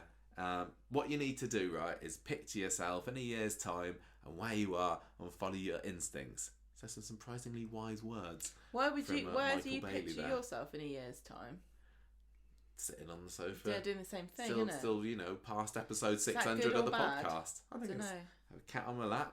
Yeah. She's, still with As long you. as If we're you're talking happy. about romantic, where I picture myself to be in a year anyway, which is what they're talking about here. Oh wow, so I'm still happy with that. So Jackson then meets up with Faye in the precinct. The precinct's getting quite a lot of use at the moment now. What's going on, he says. Why was I even invited to the proposal? She's And like, I don't know. I didn't bloody invite you. It was a surprise proposal. Yeah, it was so that Miley could be there. Yeah. What's going on between the two of you, says Jackson. Well, she says, well, that should be No, fairly what's going on obvious. between us? Oh, yeah, probably was that, wasn't it? Faye says, look, sorry, but that kiss the other day was a mistake. I'm always going to be Miley's mum, but that's all it can be. You're so she's too made tall. her decision. She's going to stick with Craigie. He's tall as well, though. Difficult. They are both fairly tall, yeah. Difficult Craig decision. goes off to find Faye, and because he reckons that she looked a bit odd earlier, which she Rude. did. And then on his way, he bumps into Jackson in the street, and he's all like riled up, and he says, "Oh, you ask it." Jackson says. He says, "Oh, Faye's confused. She doesn't even want to marry you. What? We've been having secret meetings What? all this time, and she's even been thinking of coming to Slough with me." She must love you. Craig's like, he's fuming. Slough. Slough! Slough. It's got quite Then a he nice... confronts her and says, "What are you going to Slough for?" Yeah. I could understand if it was like somebody's You need left to me stop to go having to a go. Cheshire or something. You need to stop or... having a go. I I hold imagine no it's grudge against very Slough. reasonable to move there. Probably is. So anyway, Craig confronts her in Victoria Gardens and is like, "I've just been talking to Jackson. What's all this about him and Slough? I want the truth." And she says, "No, none of it's true." You Well, know, I've some of always loved some The of it's Office. true. Some of it's true. He did mention Slough earlier, but I said I didn't want him to. I don't want to go to I don't want to Slough. Slough with him. All we are is If I'm going co-parents to to Slough, Miley. I'm going by myself, I said. Yes. I just want you, Craig, and I also want you to not get involved with all this. I'm going to deal with Jackson myself. And he's like, "Fair Phew. dues, love. You're my fiancé. I love you. Let's end the episode now with a nice little hug on a bench." It's like, thank God, because I've lost the receipt for this So they do. this ring from Claire's. Yeah. And also, it was one of those buy 2 get 1 free, and I think this was the free one. So I don't think I could even get my money back. He should have got his ears pierced while he was there as well. He got his mum some nice hoops. How did you find this storyline this week? Great. Anything more to add to that? Weatherfield Giants suck. Who were they playing? The Manchester Midgets. They squashed the competition.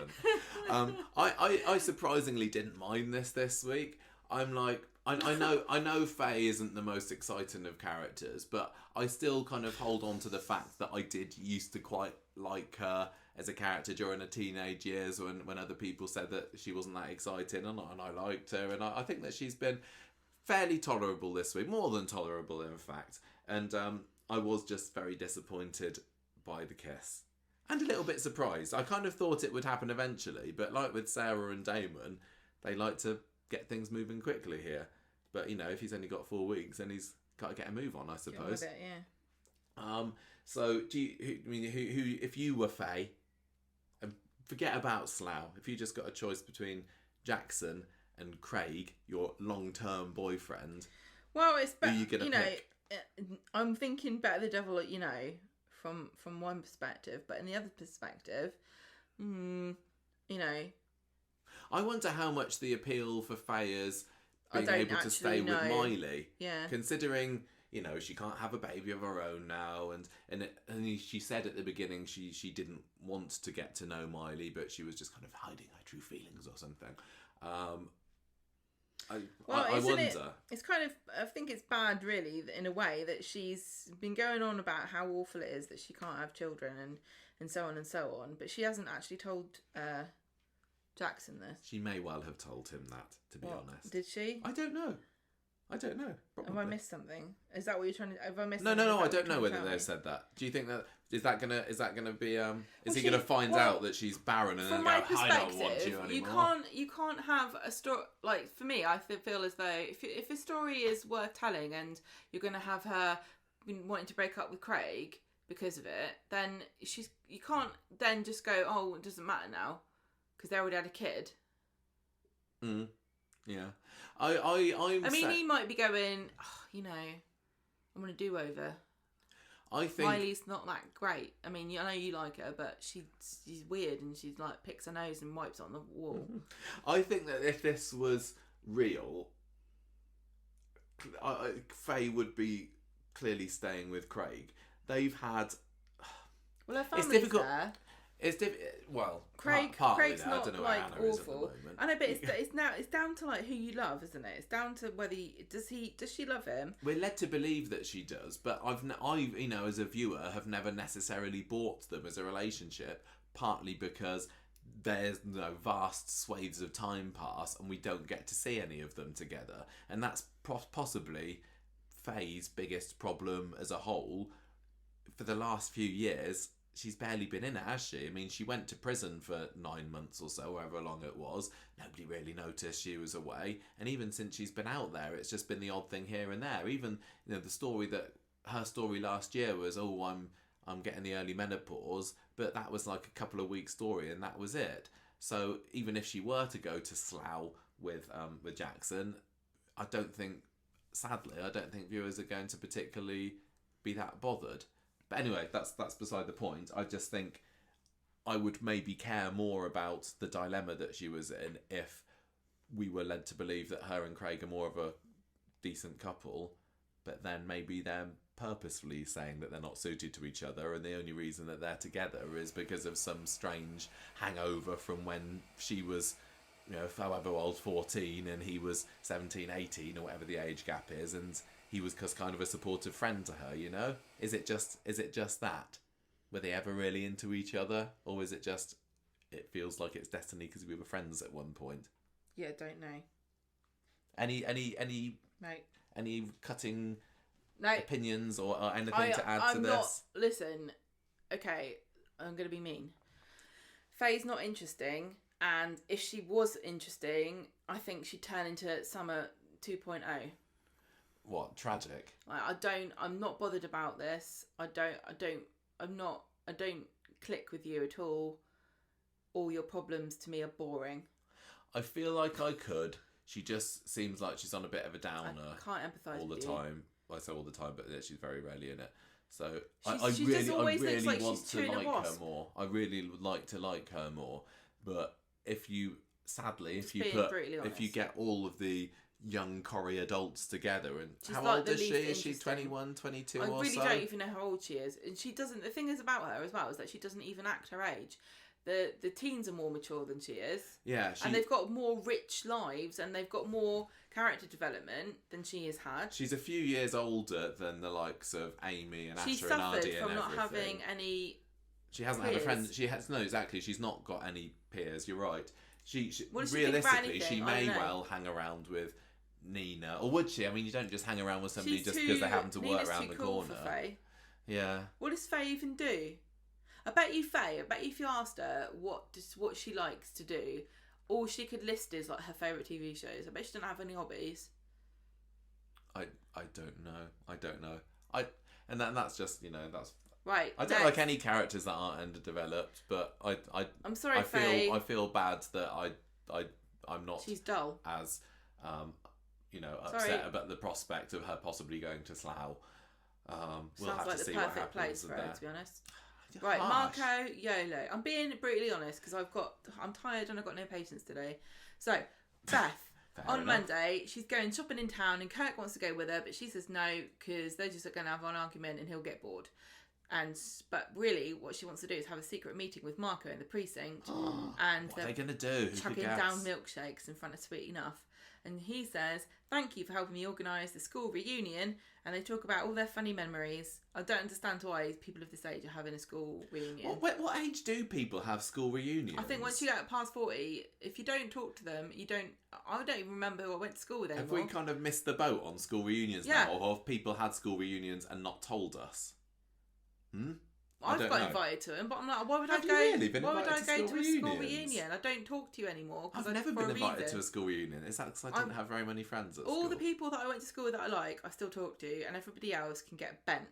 I'd be kind of curious because That's the whole point of it. A school reunion is really just the way to be morbidly curious about how well you've done compared to everyone else you went to school with, and that's what Facebook's for.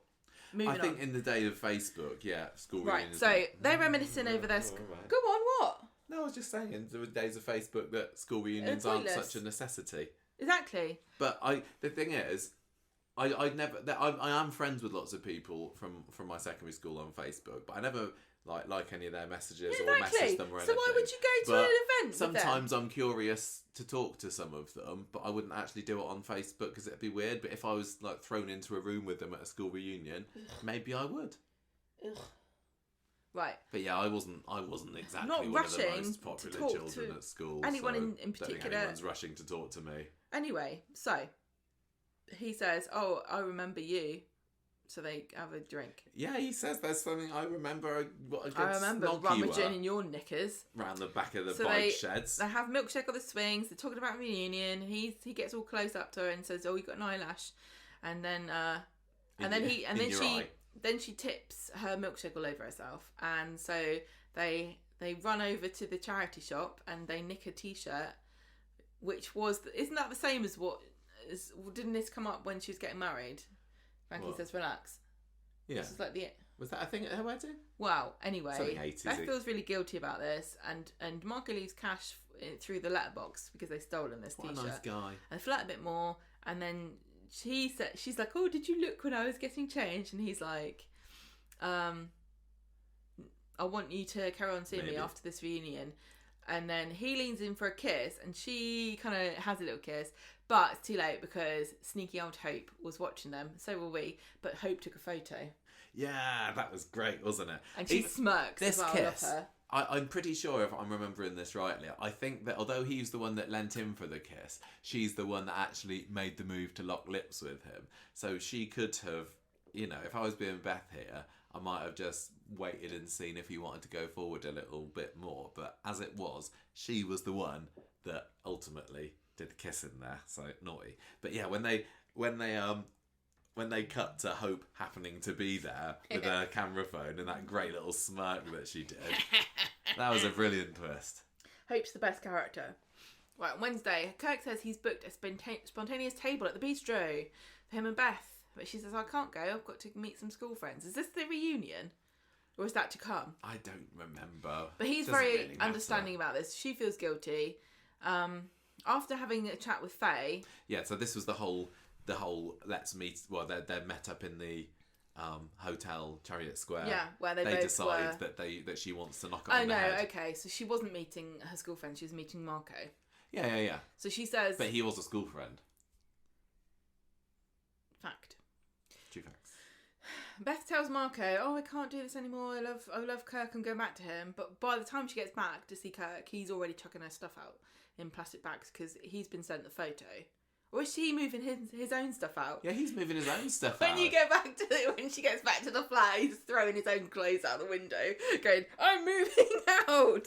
He's just packed his case. No, I know. He's got his one hold all full of all of his worldly goods, and he's like, we're going to have to talk about getting custody of Peanut. Oh, he's been sent the photo by Hope. Yeah. Beth's like, I'm already over it. I've already decided before I came into this scene. Okay. I want you. Okay. And Kurt's like, no. He goes to number 9. He's Can't going to call me stay on Kirky their anymore. sofa. And he's glad that Hope's at the photo. And Hope ends the episode by like, I've ruined your life, Beth. Both of Hope's final scenes on Monday and Wednesday's episode were just giving an smirking. evil grin. Yeah. On Friday, Kirk's not very happy because he sees Beth at work and doesn't want to talk to her, and she tells Faye what happened and that she's messed up the best thing she ever had in her life, and this is kind of given Faye a bit of thought. Food for thought To process, like, am I going to make a big mistake throwing away Craig? Should I stick or should I twist? I don't know. And then Beth tells Hope off in the street. Yeah, they have a confrontation. She's like, you ruined my life. And Hope says, you ruined your own life. Well, I don't know. She said she got what you said. Yeah, she says, you slapped me, so now I have slapped you back metaphorically. She's like, you're a slapper in many more ways than one. Yep. There's more awkwardness at the engagement party because Beth's like, I'll never see Marco again. And Kirk says, no, you can't unkiss him either, so forget it. And Craig tells Beth that Kirk's going to forgive her eventually, but who knows? Yes. Again, another dull couple, not bothered. Who, Beth and Kirk? Beth and Kirk are fine together. I'm just being brief and brutal today because I am tired. Fine, I think they're better off together than they are apart. I'm not crying about Beth and Kirk separating. If they got back together, I mean, if they never got back together again, I don't think I'd even notice. The thing, lots of people do like Beth and Kirk together. People have got some good memories of the wedding and everything. And well, it's a fake I don't wedding. think everybody is as down on the two of them as we are. Like, I'm not Beth down and on Kirk. them. Beth and Kirk as characters are both people that I have liked more in the past, but both of them kind of rubbed me up the wrong way for different reasons. Beth for her chewing a waspness, but Kirk for his Burkness. Unfortunately, they've individually been kind of wrecked because Beth's now become a harridan and Kirk's become a simpleton. Yeah. And there used to be a lot more nuance to both those characters, which made them a bit more interesting, but no more. The thing is, they're going to get back together again, Yeah, aren't probably. they? I don't foresee at all that this is long lasting. We're just going to have like a few weeks, months, I don't know how long, of Kirk doing his sad face and Beth going, okay, until he eventually says, you know what? But I feel like we've only just gone through that because we had the whole thing with the slap and Kirk didn't like her then as well. Yeah, exactly. We've already had similar. the scenes of Kirk being annoyed with Beth. Maybe it'll last longer this time, but in any case, I do think that they are destined to always be with each other. I think that Corrie have kind of decided this is one of those couples that we're just kind of going to put together here and they're going to stay together because who else would have them, kind of thing. I agree with Craig that it's just going to be a matter of time.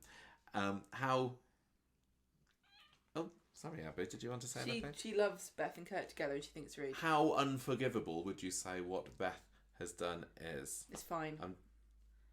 All right to have a snog. Just kiss who you like. Oh, okay. No, I don't. I'm not going to judge people. I don't care. It's not as bad as Sarah Louise, at least. Right. But stop lying to your blimmin' spouses. The only thing I am going to judge is the fact that we've got 3 women all shagging about on their... or kissing around. I don't see why we've got 3 of them doing it at the same time. And why is it from the female perspective all of a sudden? Why are all the women in the wrong? Well, Ian McLeod. Sexist. Freddie or not, here Roy come. Monday. So, this... What's wrong with Roy? Don't know. Next story. Stop it. Tell you what, we've got quite a lot of news this week because I don't want to break it to you. So, we got this salsa lesson that Evelyn won last week in the raffle that Hope wants to go along to, and Evelyn's like, nope, I'm going along to it. I won that raffle. I ran that salsa lesson fair and square. This is for adults only. No Hopes. And because Hope wants some pointers for her little big shots, because she's going to be the next big star, isn't she? The next little star, I suppose. And Evelyn sees Glenda in the street and says, well, look. And Glenda says, what was it? Glenda asks Evelyn, who's your salsa partner going to be for tonight? Yeah. And Evelyn says, I haven't got one. And then Glenda, I didn't know. And then Roy happens to be walking along, and Glenda's like, there you go, you're friends with Evelyn, aren't you? You can go salsa and it up with Evelyn. And he's obviously a little hesitant about this, but it doesn't seem like he's got much choice and strong-armed into it. Because he didn't even win a raffle. Yeah, I know. Well, I suppose, lots of competitions you win and it's for two people, isn't it? And then the other person just happens to be lucky. I suppose the winner. No, if I win a competition for two, I'm doing it twice. Is that how it works? Yeah, I might go. Dinner for two. I'm going to come back tonight and tomorrow. See you tomorrow, and have all you can eat. So anyway, they go along to the lesson. It's in the community centre, of course it is. Where else would it be? And Roy's very awkward and kind of Evelyn's trying to cheer him up and chip you along and everything, but he doesn't want to be there, and he starts getting a bit panicky and says, I need to go, I feel unwell, and he hurries off. First heads off to number 9 to collect Freddie, Docky Freddie, and Tyrone tries to talk to him a little bit, but he's clearly got something on his mind and rushes back off again. And then Evelyn quits her lessons. Roy gets back to the cafe after having a bit of a walk with Freddie, and Evelyn is there. And she's like, I know what was wrong with you. Dancing was your and Hayley's thing, wasn't it? And That's this was disrespecting her memory. I thought she cracked it here. I wasn't sure, but that was like a very obvious conclusion to come to. But yeah, they did have a bit of a dance together. Roy learned to dance for the Valentine's disco in 1990. I'm going to say 8. And yeah, it was very sweet. And Roy says, no, look, I honestly was just feeling poorly. And she's like, well, what's wrong with you? And it looks like he's almost going to tell her, but he's like, nothing. Nothing's wrong. So Evelyn goes home, and Tyrone's there saying, look, Roy wouldn't let you down without a reason. There must be something really wrong with him. Meanwhile, we cut to Roy in the cafe, and he's like having these mega chest pains, isn't he? And he's there kind of hugging Freddie, and he's like clutching his chest, going, oh, don't worry, it's passing, it's going to be all right.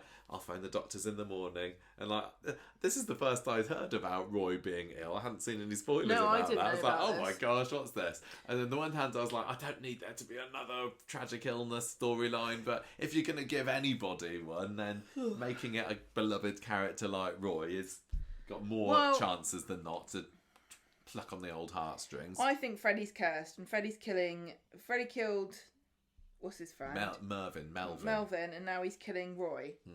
Could be. He's like one of these demon dogs, Yeah. You know the sort. Yeah. So on Wednesday, Evelyn comes into the cafe. She's still mad at Roy for waltzing off without her yesterday. And then he goes off to the doctor. I haven't even got my notes about the doctor. Oh yeah, Gadas is there at the doctor's surgery. Coincidence. Conveniently. My notes don't make sense anyway. But anyway, she says, look, you got high blood pressure. Probably isn't anything to do with the funny turns you've been having though. And he says, "Well, that's just an additional problem."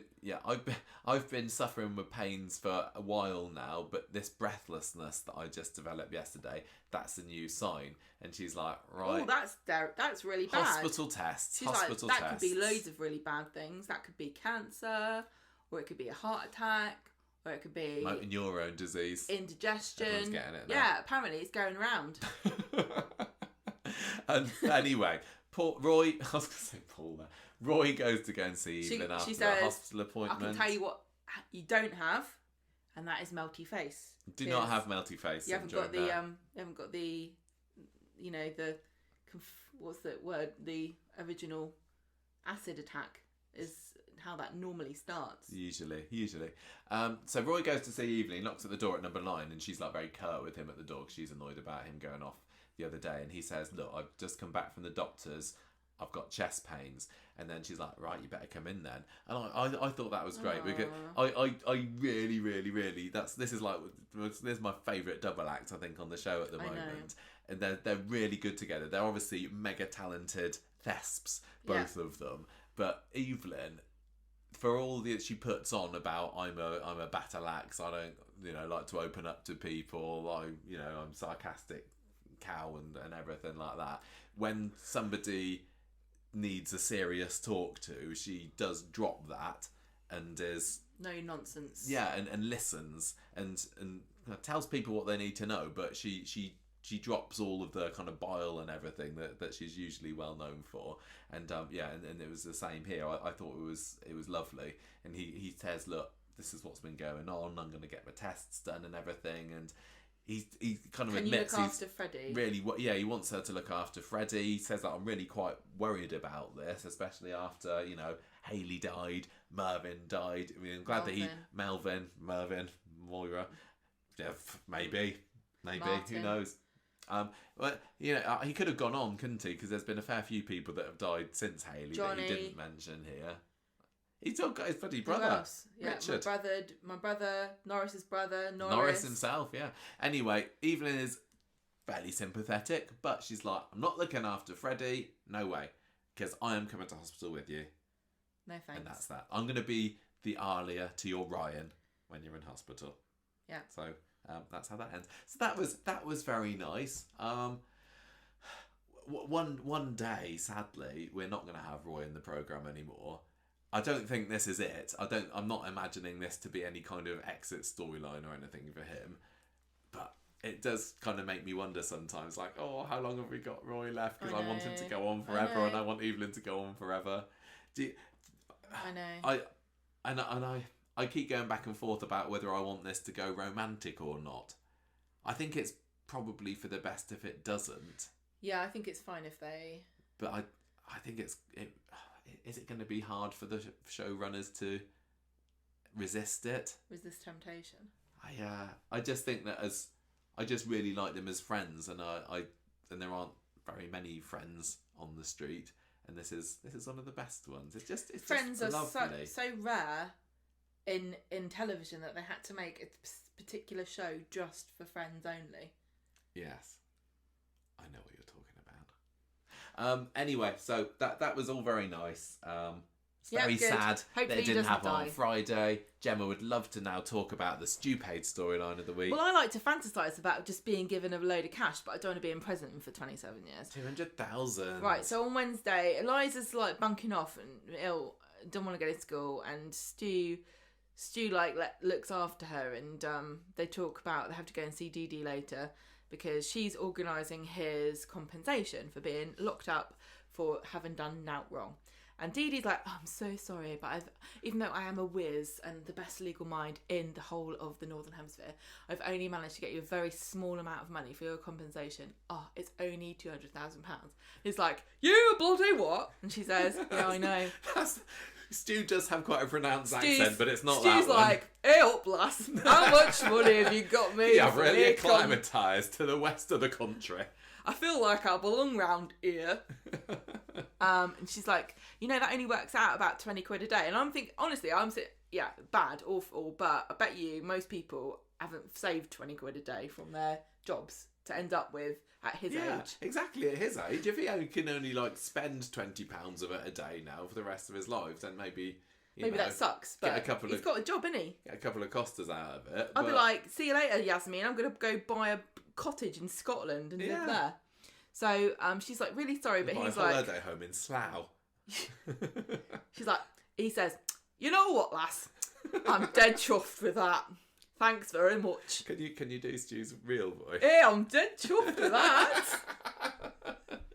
I won't, because the last time I tried to do a voice like that for Des Barnes, wrong. it turned out that he was not from there after all. So oh yeah, God. Not going to do that. So later on, Yasmin tells Stu that the reason why Eliza doesn't want to go to school anymore is because she's being bullied because her mum's in the clink. Kids in those schools are always being bullied. I know.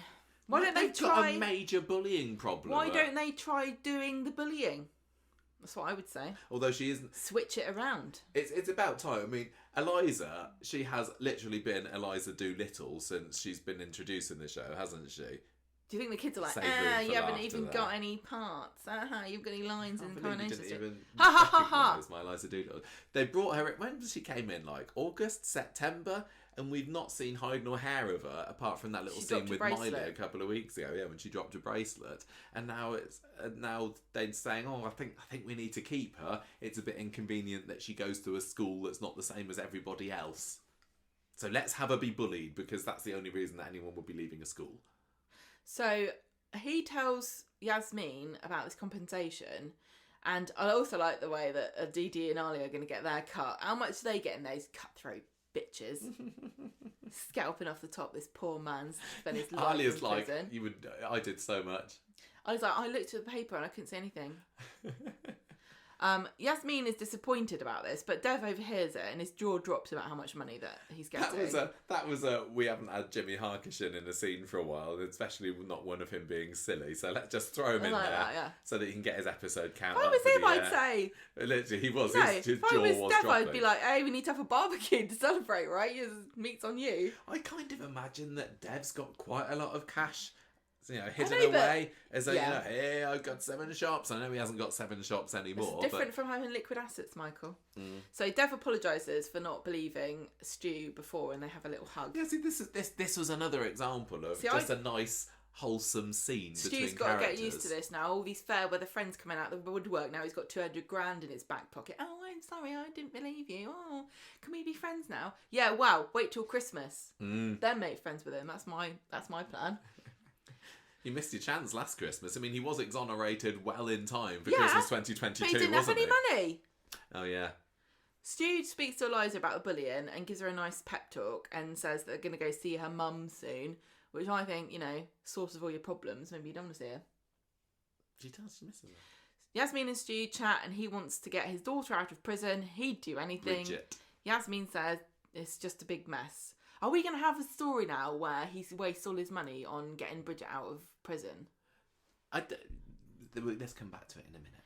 Friday, Eliza's not happy about Stu talking to her teacher about the bullying. Stu comes back to speed dial and the teacher said she's going to do something about it, but she's not happy with the optics of the situation, which just sounds Here we go. Teachers are rubbish. Eliza's mum's in prison. Blame Eliza for being bullied. So what? Right, so the teacher's like, look, I can tell the bullies to shut up, but equally, Her mum is in Eliza's prison. mum is a murderer, so would it be morally wrong to sort of tell the children not to make fun of her? Because I've been making fun of her and I don't want to look bad. It's not quite as bad as Joseph being excluded from school because he he's doing used sign language. I know. But, it's, What are they it's doing? getting close there. Come on, there are some good teachers out there, honestly. We just go on strike every now and then. But Just every now and then. Don't vilify us, please. Yeah, the optics of the situation, I honestly do not think that the school ever concerns itself with the PR involved in the child being at school whose mum's in prison. Yeah. I think there's enough of them to not worry about it. So Stu thinks that the teacher wants to get rid of Eliza, and Yasmin says, "Oh, maybe she should go to a different school." So Stu reveals No bullies in Weatherfield High. Stu reveals to Eliza that she wants her to go to Oak Hill, which is comes the up private first. school, which is where everybody's parents are criminals. Do you reckon? Is that how they get all the money to be able to afford the fees? It's white collar crime, so it's fine. I do love an Oak Hill mention every now and then. know. Like every 2 or 3 years. Like, So it's Oak let's Hill. go to Oak Hill. Oh, Ashonadi, Oak Hill. Oh, Rosie, Oak Hill. Eliza's very confused by this. And it kind of relies on the You viewers know it. remembering. That Oak Hill's for posh. Yeah. Poshos. The poshos. We have a cute precinct scene where Sam introduces himself to Eliza, who seems he's got the hots for. I've got so much to say about that. They head to speed dial so Sam can help her with her homework, and she's jabbering on about Oak Hill, but Eliza's really not that into it. And then Sam tells her to trust her own judgment, and she asks him what Weatherfield High is like. Oh yeah, because I forgot, she's just going to this random Catholic school. She's at a Catholic school, exactly. So this is the school that she'd been to before, but it's very far away. Yes. So Eliza tells Stu that she doesn't want to go to Oak Hill. She wants to go to a normal school. She wants to go to Weatherfield High. And Stu says, fine, I'll ask them about it. And so Eliza goes off to Sam's, and Yasmin says to Stu, you're doing a good job. Also, you just saved yourself so much money. Yeah, she's like, you can spend that on me, thank you very much. I've been putting you up, bed and board, Yeah. give you a job.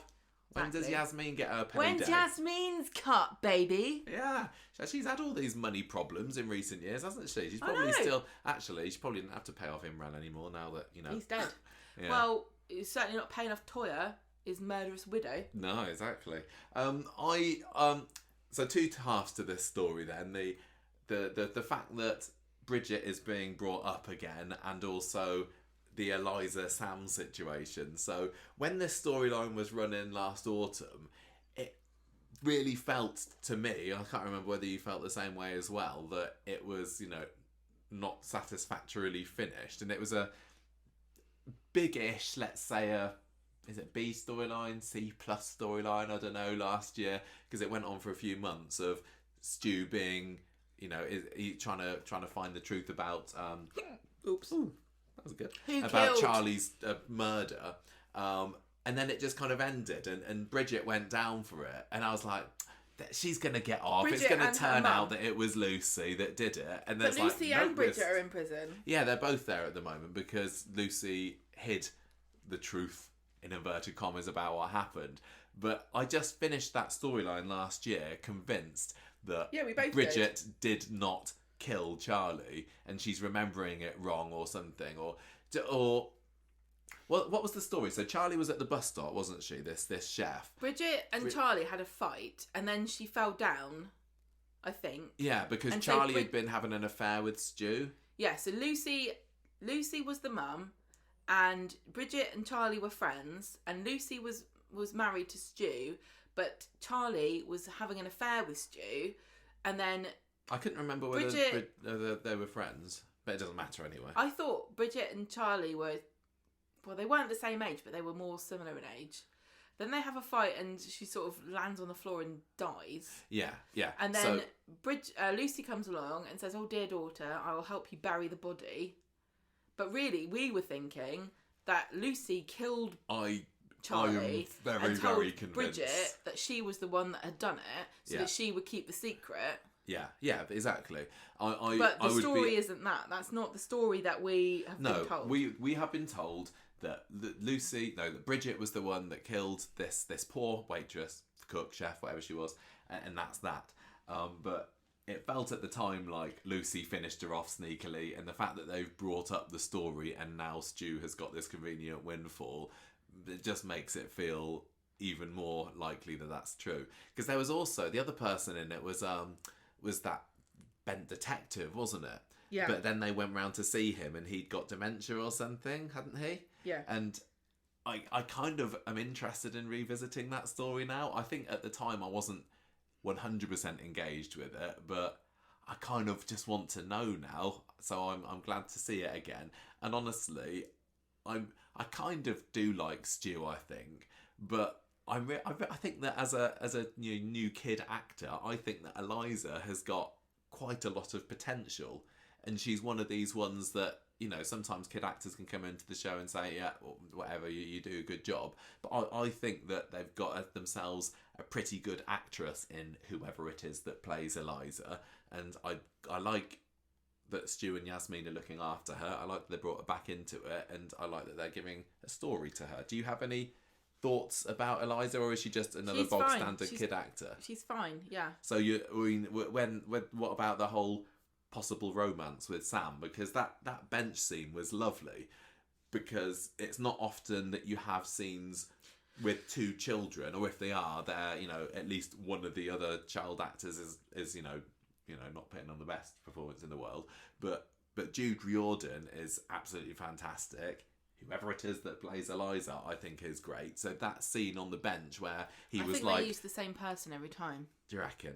Mm-hmm. Sam was shuffling up to her, and they were talking about maths and whatever. I just think it was a really nicely done scene, and the thought of Sam maybe having Sam and a heart Hope to are supposed her. to be together. Yeah, but that's kind of really gone off the boil, hasn't it? They had those... I thought that was really sweet. And, you know, they had the scene where they went off to the cinema, and you remember Sam in his suit a month or so ago. He's just turned That into was a all little sweet. Lothario. But I don't think that Hope is suitable for Sam, and like they were put together because they're of a similar age, so maybe they'd be friends. And I mean, Isabella Flanagan's a great actress as well, but as somebody for Sam to have as a potential, you know, first girlfriend sort of candidate, I would say that Hope's not ideal. She is a bit of an arsonist and he's a child genius, and they just don't match. I don't Although see how if they those did, are mutually exclusive. well, I suppose if he could turn him into a supervillain, couldn't he? Or they could Excellent. put their powers together. But anyway, I think that Eliza does come across as not being of equal intelligence to Sam. And he's obviously very, very Such a thing as quirky in being his too personality. But I think that she's more on the same level as him, and I think that they feel like that they would more naturally talk together and get on than Sam and Hope. But what I think is probably going to happen, and I hope is going to happen, is Hope's going to get like mega jealous of seeing these two together, and then she's just going to go postal on Eliza or something. She's going to... I don't know. I'm looking forward to that. I think that'd be great if and it could cause lots of ructions between all the parents too. Yeah, absolutely. I mean, Stu and Yasmin, they're not really related in any way to Leanne, Nick, Tyrone. They're not. Then, but they don't socialise. No, not. No, I don't think. I was just thinking. I don't think they do. But yeah, I you know, a kid's storylines aren't always the best, but I'm actually really looking forward to seeing where this goes now. I can see, and also, here's something to consider. Hope's very proud of the fact that her dad's a murderer. Yeah. Now she's got a rival whose nan and mum is a murderer. Yeah, exactly. So she's going to be like... Sam doesn't know how to pick them, doesn't he? Sounds like I just go to the Weatherfield crime compendium and pick out the people on the bottom of the family trees for my girlfriends. Yeah, you need to have higher no, I think it's great. belief in yourself than that, Sam. Anyway, I think that could be a lot of fun. I hope that they don't squander the opportunity for some fab scenes with those, because I think it could be really, honestly, quite great. Yeah. Speaking of killers, Gemma, we do have the Rufus killer storyline coming up now with old Uncle Stephen, and just a little bit. And on Monday's episode at the beginning, he and Elaine are having their daily cafe breakfast there together, and Elaine's still whittering on about the fact that they're engaged, and we need to have an engagement party. We need to announce that we're fiancés, and Stephen's like, oh, well, people don't need to know this yet. And they've been engaged for, 2 months or so now? Honestly, he should have jumped at this not on getting Monday. the hint. Because now if they say that they're engaged, it's going to look like they're copying Craig and Faye. Yeah, which is very true. gauche. Well, I wonder whether, I guess Craig and Faye kind of had a semi-engagement party at the Rovers as soon as the proposal happened. But if they have an actual engagement party, organised one, is that going to kind of spur Elaine on, because she'd obviously go to it, being Faye's grandma, to say she'd be like, she's going to crash the party, isn't it? Wedding. Oh, we're imagine that. Can you imagine? We're engaged too. I can imagine Elaine blurting it out at the engagement party to somebody, Tim maybe. Tim's not going to be happy, is Stephen, I mean, I still can't figure out. I mean, he clearly doesn't fancy or love Elaine. That if there's financial gain in there for him, does he want to marry her, or is he just kind of hoping that he can get what he wants without even marrying her? Exactly. So anyway, she's telling him that, look, I know your money's a bit of a problem for you at the moment. Don't worry about paying for the flat now. I've got it all sorted. Great, says I'm Stephen. rich. So imagine how rich Elaine and Stu would be. Mega rich. They could just buy the whole street. Yeah. But they've been through harrowing times in the past, Gemma. Would it be worth it to suffer as they have to get £200,000? I mean, that's a lot of money, isn't it? Think of all the barm cakes you could buy. So at work, Michael asks Stephen if he's heard anything more about Rufus since his tragic demise last Friday. No, he hasn't got up to much since, to be honest. Any news? Any kind of theories about how he popped his clogs? And maybe, he got drunk and fell in the pool. And Stephen says, you know what, I guess we'll never know. That is I can't talk, I've got to go to a basketball And what game. He doesn't say is, oh my gosh, I've lost my tie pin. So I was a bit sad that this story didn't get very much happening to it after that epic final scene last Friday. It's kind of petered out quite quickly, didn't it? Anyway, Michael is kind of taken on responsibility for making sure that Rufus's company don't forget about their deal, and Stephen is impressed with his ruthlessness and the fact that he's jumping on this tragedy to make sure that Underworld still keeps their moolah. And then they go to the pub later. And I can't remember what it was that they're talking about that makes Stephen say this, but he gives a glance at Jenny and he's like saying, "You gotta keep your eyes on the prize," or something. And I'm like, ooh, does he still fancy Jenny Bradley? That's very exciting. Because it's been a good 6 months since that snoggeroo happened. Jenny, although she's been on the fringes of the Daniel and Daisy storyline, which has had some fairly key scenes in that, I've still kind of felt that there's unfinished business between her and Stephen, and I've kind of wondered, like, is she going to be involved romantically again? Can I suggest that Jenny will be Stephen's final girl, the one who lives at the end of the horror movie? Oh, she's going to be the Catherine Tate Parr. Is No! it Parr that survived? Yeah, but I know, but it's What? I'm talking about like Friday the 13th and Halloween, not Final Girls. Tudor England. So she's going to be the survivor, is she? Yeah. Yeah, I think that this definitely She's seems going to be the like Sydney Prescott of Coronation Street. He's going to pursue her.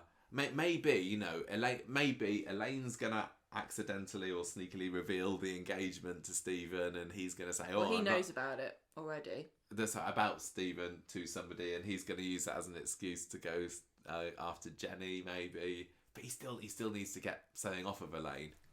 When's he going to murder her? I know. When's he going to murder Elaine? The bets are open. Jenny would definitely be open for a bunk up with Stephen right now, I think as grisly as it sounds, well, I do all hope the other that women it are goes getting that way. shagging about. Why not her? Yeah. I mean, because... And I can buy... Like, when she got into the sack with Ronnie, I was... somewhat concerned that there was a potential for some kind of long-term coupling of Ronnie and Jenny. And I was like, no, I don't want that. I want her to stay with Johnny and everything. But with Stephen, clearly he has got a shelf life in the show, being, a serial killer. So I'm like, yeah, I'm well up for this. That's true, actually. I can see what you're saying. Put them together temporarily. Not as much stress. Fun, and it will be over by, this time in a year, 2 years, however long Stephen's going to be in. Yeah, why not? So, Friday... the story sort of switches to Paul's point of view and everything, because since stealing Rufus's car on Friday, he'd been kind of absent, and we were wondering, like, did he see anything at Rufus's house? What happened to the car and everything? And Billy kind of brings up the idea of him and Paul going on holiday, and Paul's like, oh yeah, he's a bit awkward about it. Obviously, he knows that he's potentially not got long for this world. So he's kind of non-committal. I'd say book it now then. Isn't he also going on holiday with Bernie? He's having people throwing holidays at him at the moment. Oh, it's so hard. I know. So he's on the phone to the hospital later, and they've clearly got his results, but they don't want to tell him on the phone. And he's like, look, have I got motor neurone disease? Just tell me, I'm going to find out. Why don't they tell him over the phone? Well, I guess that hospitals don't like to do that. I bet they did during COVID. At least these ones. So I'm guessing next week is when he's going to go into hospital to find out. Several that, yes, days of indeed, sleepless nights. If he didn't have instead. this, then I'm going to be forgetted for being invested in this. Anyway, so he's then in the pub later when he hears Michael and Stephen, I think, discussing Rufus's death on Friday. Because he nicked his car. Yeah. I was, from the look that he was giving, I couldn't decide, like, did he see something? And is he going to reveal at some point before the episode ends that he maybe saw Stephen turn up there? Did he know that Rufus was dead? Or did he not? Because he's saying, oh, yeah, I think I'd heard that he died. Was this just him learning it? I don't know. I thought this was him realising that he's stolen a dead man's car and it could get sticky. Because I would have thought it'd be in the news. Local businessman found... dead in pool. Swimming with the fishes, yeah. But anyway, it doesn't particularly matter. Look, it spurs him on. I'm not wishing to be stereotyping here, but Paul doesn't strike me as a sit down with a cuppa and watch the evening local news kind of a guy. Oh, no, I can see him reading the Weatherfield Gazette when he should be working. He ain't even got a job, so what else is there to do? True. After you with that broadband magazine, Ryan. So, oh no, he has got a job, hasn't he? Because this is where we see him later. He's at yeah. the bistro. He's doing things with taps and things, and he's trying to talk to Damon about this car that he stole. So Damon put him in touch with the dodgy guy that got him stealing cars, but And he's like, don't leave me out of it. leave me out of it. This has nothing to do with me. You nicked the car. Paul's kind of angling, I think, for, am I going to get paid for this car that I nicked? Yeah, But where's my Damon's money? like, shut up. I don't want you to talk about that out loud in here, thank you very much, and implicate me in it. Nothing to do with me, go away. So then Billy comes to see Paul later and he's like, oh, sorry for being insensitive once more about the holiday. I know you haven't got much cash later. Tell you what, I'm going to pay off your loan. And it's like, thank you at last. For you God's mega sake. rich archdeacon. Why has it Billy? taken you all this time to pay off your boyfriend's loan that he's clearly suffering massively with? I know, I don't understand. Like, if I was Billy, I would have said, why don't I pay it and you pay me back? But I wouldn't have expected him to. I mean, I know that you don't owe anybody anything, but really, what's Billy spending his money on? He's not sending Summer to university anymore, is he? Giving it to the poor. Is probably. he? Is he? Well, Yes, guess what? yes. He's married. He's dating one. He's dating a poor. Yeah. So that's it really. Oh, I've just written a note in here to remind me because it was they were there in the scene that Shona had. Shona had like one line this week, as did Dev. It was brilliant. Shona's was brilliant. She was talking about, I don't even remember Why? where it was, but she was saying about somebody getting hit in the face with something and needing an eye patch. It was a gender reveal. Oh Karen. yes, that was it. They were talking about a gender reveal party, weren't they? And she's like, oh, I know somebody got hit in the eye with a gender reveal party, and they had to No, hang on. She didn't get hit with a buy party. a cannon at a party. Thank you. And she's like, and she had to wear an eye patch. She was so cool. She looked so cool or something. And just the way that she delivered that line was brilliant. Really a straight face. Steal the week. Yeah, it was. It was a total straight face. That was my line of the week. She's fantastic. Finally, Gemma, a slight return of the explicit content. It's all heating up warning because story. on Friday we've got Nina's. Well, on Friday, Amy and Asher are organising Nina's 21st birthday party, For next week. They're worrying, not really sure what to do because Aaron is obviously part of their friend group. So Asher says, "Look, Amy, don't worry, I'm not going to invite Aaron." But Ardy's already asked him and said, "Come to this party." So Aaron accepts to go, but then Asher has to go to the garage and say, "Aaron, you can't come anymore because it's just too awkward." You know, the whole rape thing. And he's like, "Yeah." Back at number 7. Well, he's because he is Mr. Nice Guy, seems to be like, oh yeah, that's fine, and here's a bit of cash and stuff, doesn't he? No, well, she gives him the money back, I think, that he'd given her for the party. Doesn't anyway. matter. Doesn't matter. But Asher tells Amy that she's uninvited him, and Ardy's like, well, of course he took it well, because he's a really nice guy. And Amy's like, he's not a nice guy. She gets upset and she leaves. And then in the pub later, Asher tells Ardy that Aaron was nice about it, and she seems to be, I don't know why this is written like this. But anyway, Asher and Ardy are talking. It doesn't, okay, I'm just saying. And it seems as though Aaron being cool about the fact he's being ostracised for being a rapist makes Asher like him more. No, it's... Yes, it is. She's like going, he's really nice about it. Maybe I can't really hate him because, you know... Amy, I'm not sure what happened between him and Amy. There's not been very much Asher and Amy up to this point, has it? It's been more Summer and Amy that we've seen, and now Asher's in the mix, and it just looks like this week was, whose side is Asher going to end up on? Whose side is X and Y on the side of? And Asher's been on Amy's side from the beginning, but I can see why she's finding it difficult, because it's hard to wrap your head around this whole concept of the situation that Amy was in, because we're always taught, you know, when we think about rape and stuff, we think about it as being really violent or being a stranger attacking you or something, and Aaron's still the same guy he's always been. Yeah. So Asher's trying to conceptualise this idea of him having done such a thing, but she's struggling with it because he's just a nice person as far as she can tell. And so, yeah, she's having a hard time with it. I can understand why. It doesn't mean that I think that he is a nice guy anything. Do you predict that Aaron will nonetheless turn up at Nina's party I imagine next what's week? going to happen is everybody gets drunk and invites him, or they feel bad for him, and then Amy gets upset and leaves. Yeah, I can imagine something like that. I don't know, we'll have to wait and see. I thought that scene with Ardy and Asher sitting having a drink in the pub I seemed know, a bit that was unusual. really It's funny. like, they Look don't at go and have a these drink in a pub, do two. they? They think they're old enough grown for ups. I don't think I've ever seen them They've just never. I sitting don't there think they've ever done that before. as It was kind of siblings. sweet. Yeah. Normally they'd be having a milkshake and Roy's. Yeah. How they grow.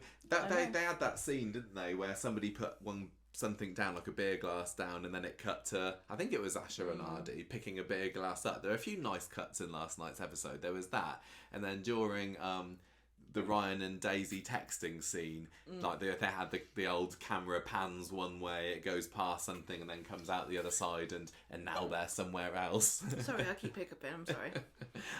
So good job, director, yesterday. I appreciate these things. And also, can we talk about, just very briefly, the rehabilitation of Carla Connor as an actually interesting character? We can. I think it's great. I think that if the Ryan storyline has done anything, it's made Carla a more likeable person. And it's really kind of lame and annoying that it's taken her coming out of the factory for that to happen. Because I was originally saying, oh, Carla without the factory, it feels wrong. I don't like it. She belongs in the factory. But since she went back to the factory, she's been insufferable. But now is that, you know, she's showing her nicer side. Yeah. And she had her vulnerable side was exposed when she went through her mental health crisis. Well, it's nice to see her coming out the other side and now being a supporter. She's coming out the other side and she's being sympathetic to somebody else. Because, you know, with the best will in the world and without trying to stigmatise it, but also having had personal experience, when you have a mental health issue, you do become quite self-absorbed because you can't get out of your own head. And it feels as though Carla's kind of moved on from that a little bit, and giving her something to focus on that's not the factory or herself, and her relationship with Peter is actually making her a bit more like she used to be. Yeah. Like a strong woman. A strong woman who's still got that feminine side to her. Yeah.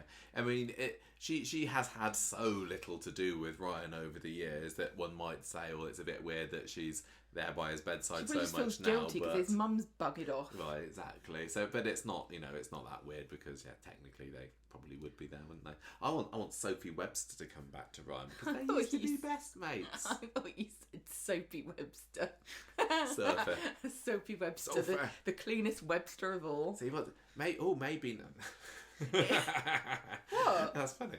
Yeah, what was it? They've got a poor dead granddad, haven't they, Sophie and Rosie? Oh, yeah. Is this going to be the chance? Money. Is there going to be a chance for them to come all back? That money. Britt Stuck Vincent's in doing Germany. some presenting of some fashion shows. And Here's my question. Is Sophie Webster the cleanest or the dirtiest Webster? Well, she always has to go and... well, I mean, why have you got soaped up. soap? Why have you got soap on you unless you're dirty? Well, I mean... Interesting question. Write in and let us know. So, Michael, what did you think of this week? no, How many Sophie Websters you giving it? Oh, no, in the spirit of our just pre-Sophie conversation we were just having, I'm going to be giving this week 3.5 tender loving Carlas out of 5. Oh. I thought it was a fairly good week. Oh, Abby's getting annoyed because we're looking at the... She's trying to climb all over the laptop. Yeah. I'm going to give it... yeah, I've got to give it Soapy Webster's. Three Soapy Websters. Even though it had nothing to do with this week's Coronation Street. 3 Soapy Websters. 3, you said. Yeah, because... Yeah, you didn't enjoy last night so much, did you? I don't know whether it was just a tiredness thing. On the YouTube Shorts I gave this week 2 bog standards and a bobbins, didn't I? So it can't be more than the 3. More than that. No, I really enjoyed Wednesday's one in particular, but... I'm giving the character of the week to Ryan. Shocking turn of events there. Which, I mean, I feel like I've been highly unsympathetic, but I've been not overly sympathetic to him when we've been discussing it, but I feel like it goes without saying that it's awful and... Yeah, and he's trying to be brave, isn't he? Like, it's awful what it breaks he's gone my heart through, when you see somebody in real life or in fiction who has been given such an awful hand in life, but they're trying to be brave and funny about it. It just breaks my heart because you know that they're trying to make everyone else feel better because that's the only thing they've got power over. They can't change their way they feel, but they can make other people feel less bad. And it's not his job to make everyone else okay with what's happened to him. I probably will end up going Ryan as well this week. I feel it's like a bit unoriginal. It's like, well, obviously this is Ryan's week, but he was a great character, and I loved all his scenes, and I agree with everything that you said. But lots and lots of honourable mentions. I mean, Carla, for one thing, that we were just talking about. I thought that Eliza was good for what little she was in it. Stu was lovely, trying to do his best for this young girl that he's then now suddenly become, you know, a big part of her life. Thought that Roy was ace. I thought that Evelyn, when she took Roy in, I really enjoyed it. There was just lots of niceness this week, and a little bit of snogging of people's naughty when you're in a relationship. Do you think that Freddie has been rolling in some kind of radioactive waste down at the teenage wastelands? I don't know, and that's what's killing off everybody. Roy said that this new tightness of chest was a new sensation, and he's had heart problems. Could that tightness of chest be related to just some bog standard allergy? Maybe he's falling in love with Evelyn, and it's just the tight chest of romance. Could be. I mean, I think that he probably has got some kind of murmury heart thing that's going on, but maybe if this tight chestness is just to do with being allergic to Freddie, and that's the thing that's taken him to the hospital, and they say, oh, you'll be fine, Mr. Cropper, just have these pills, but you can't keep that dog, then Evelyn's going to get the dog, maybe, who knows. That's my possible prediction, but I'm not going to put any money on it because they won't take my bets.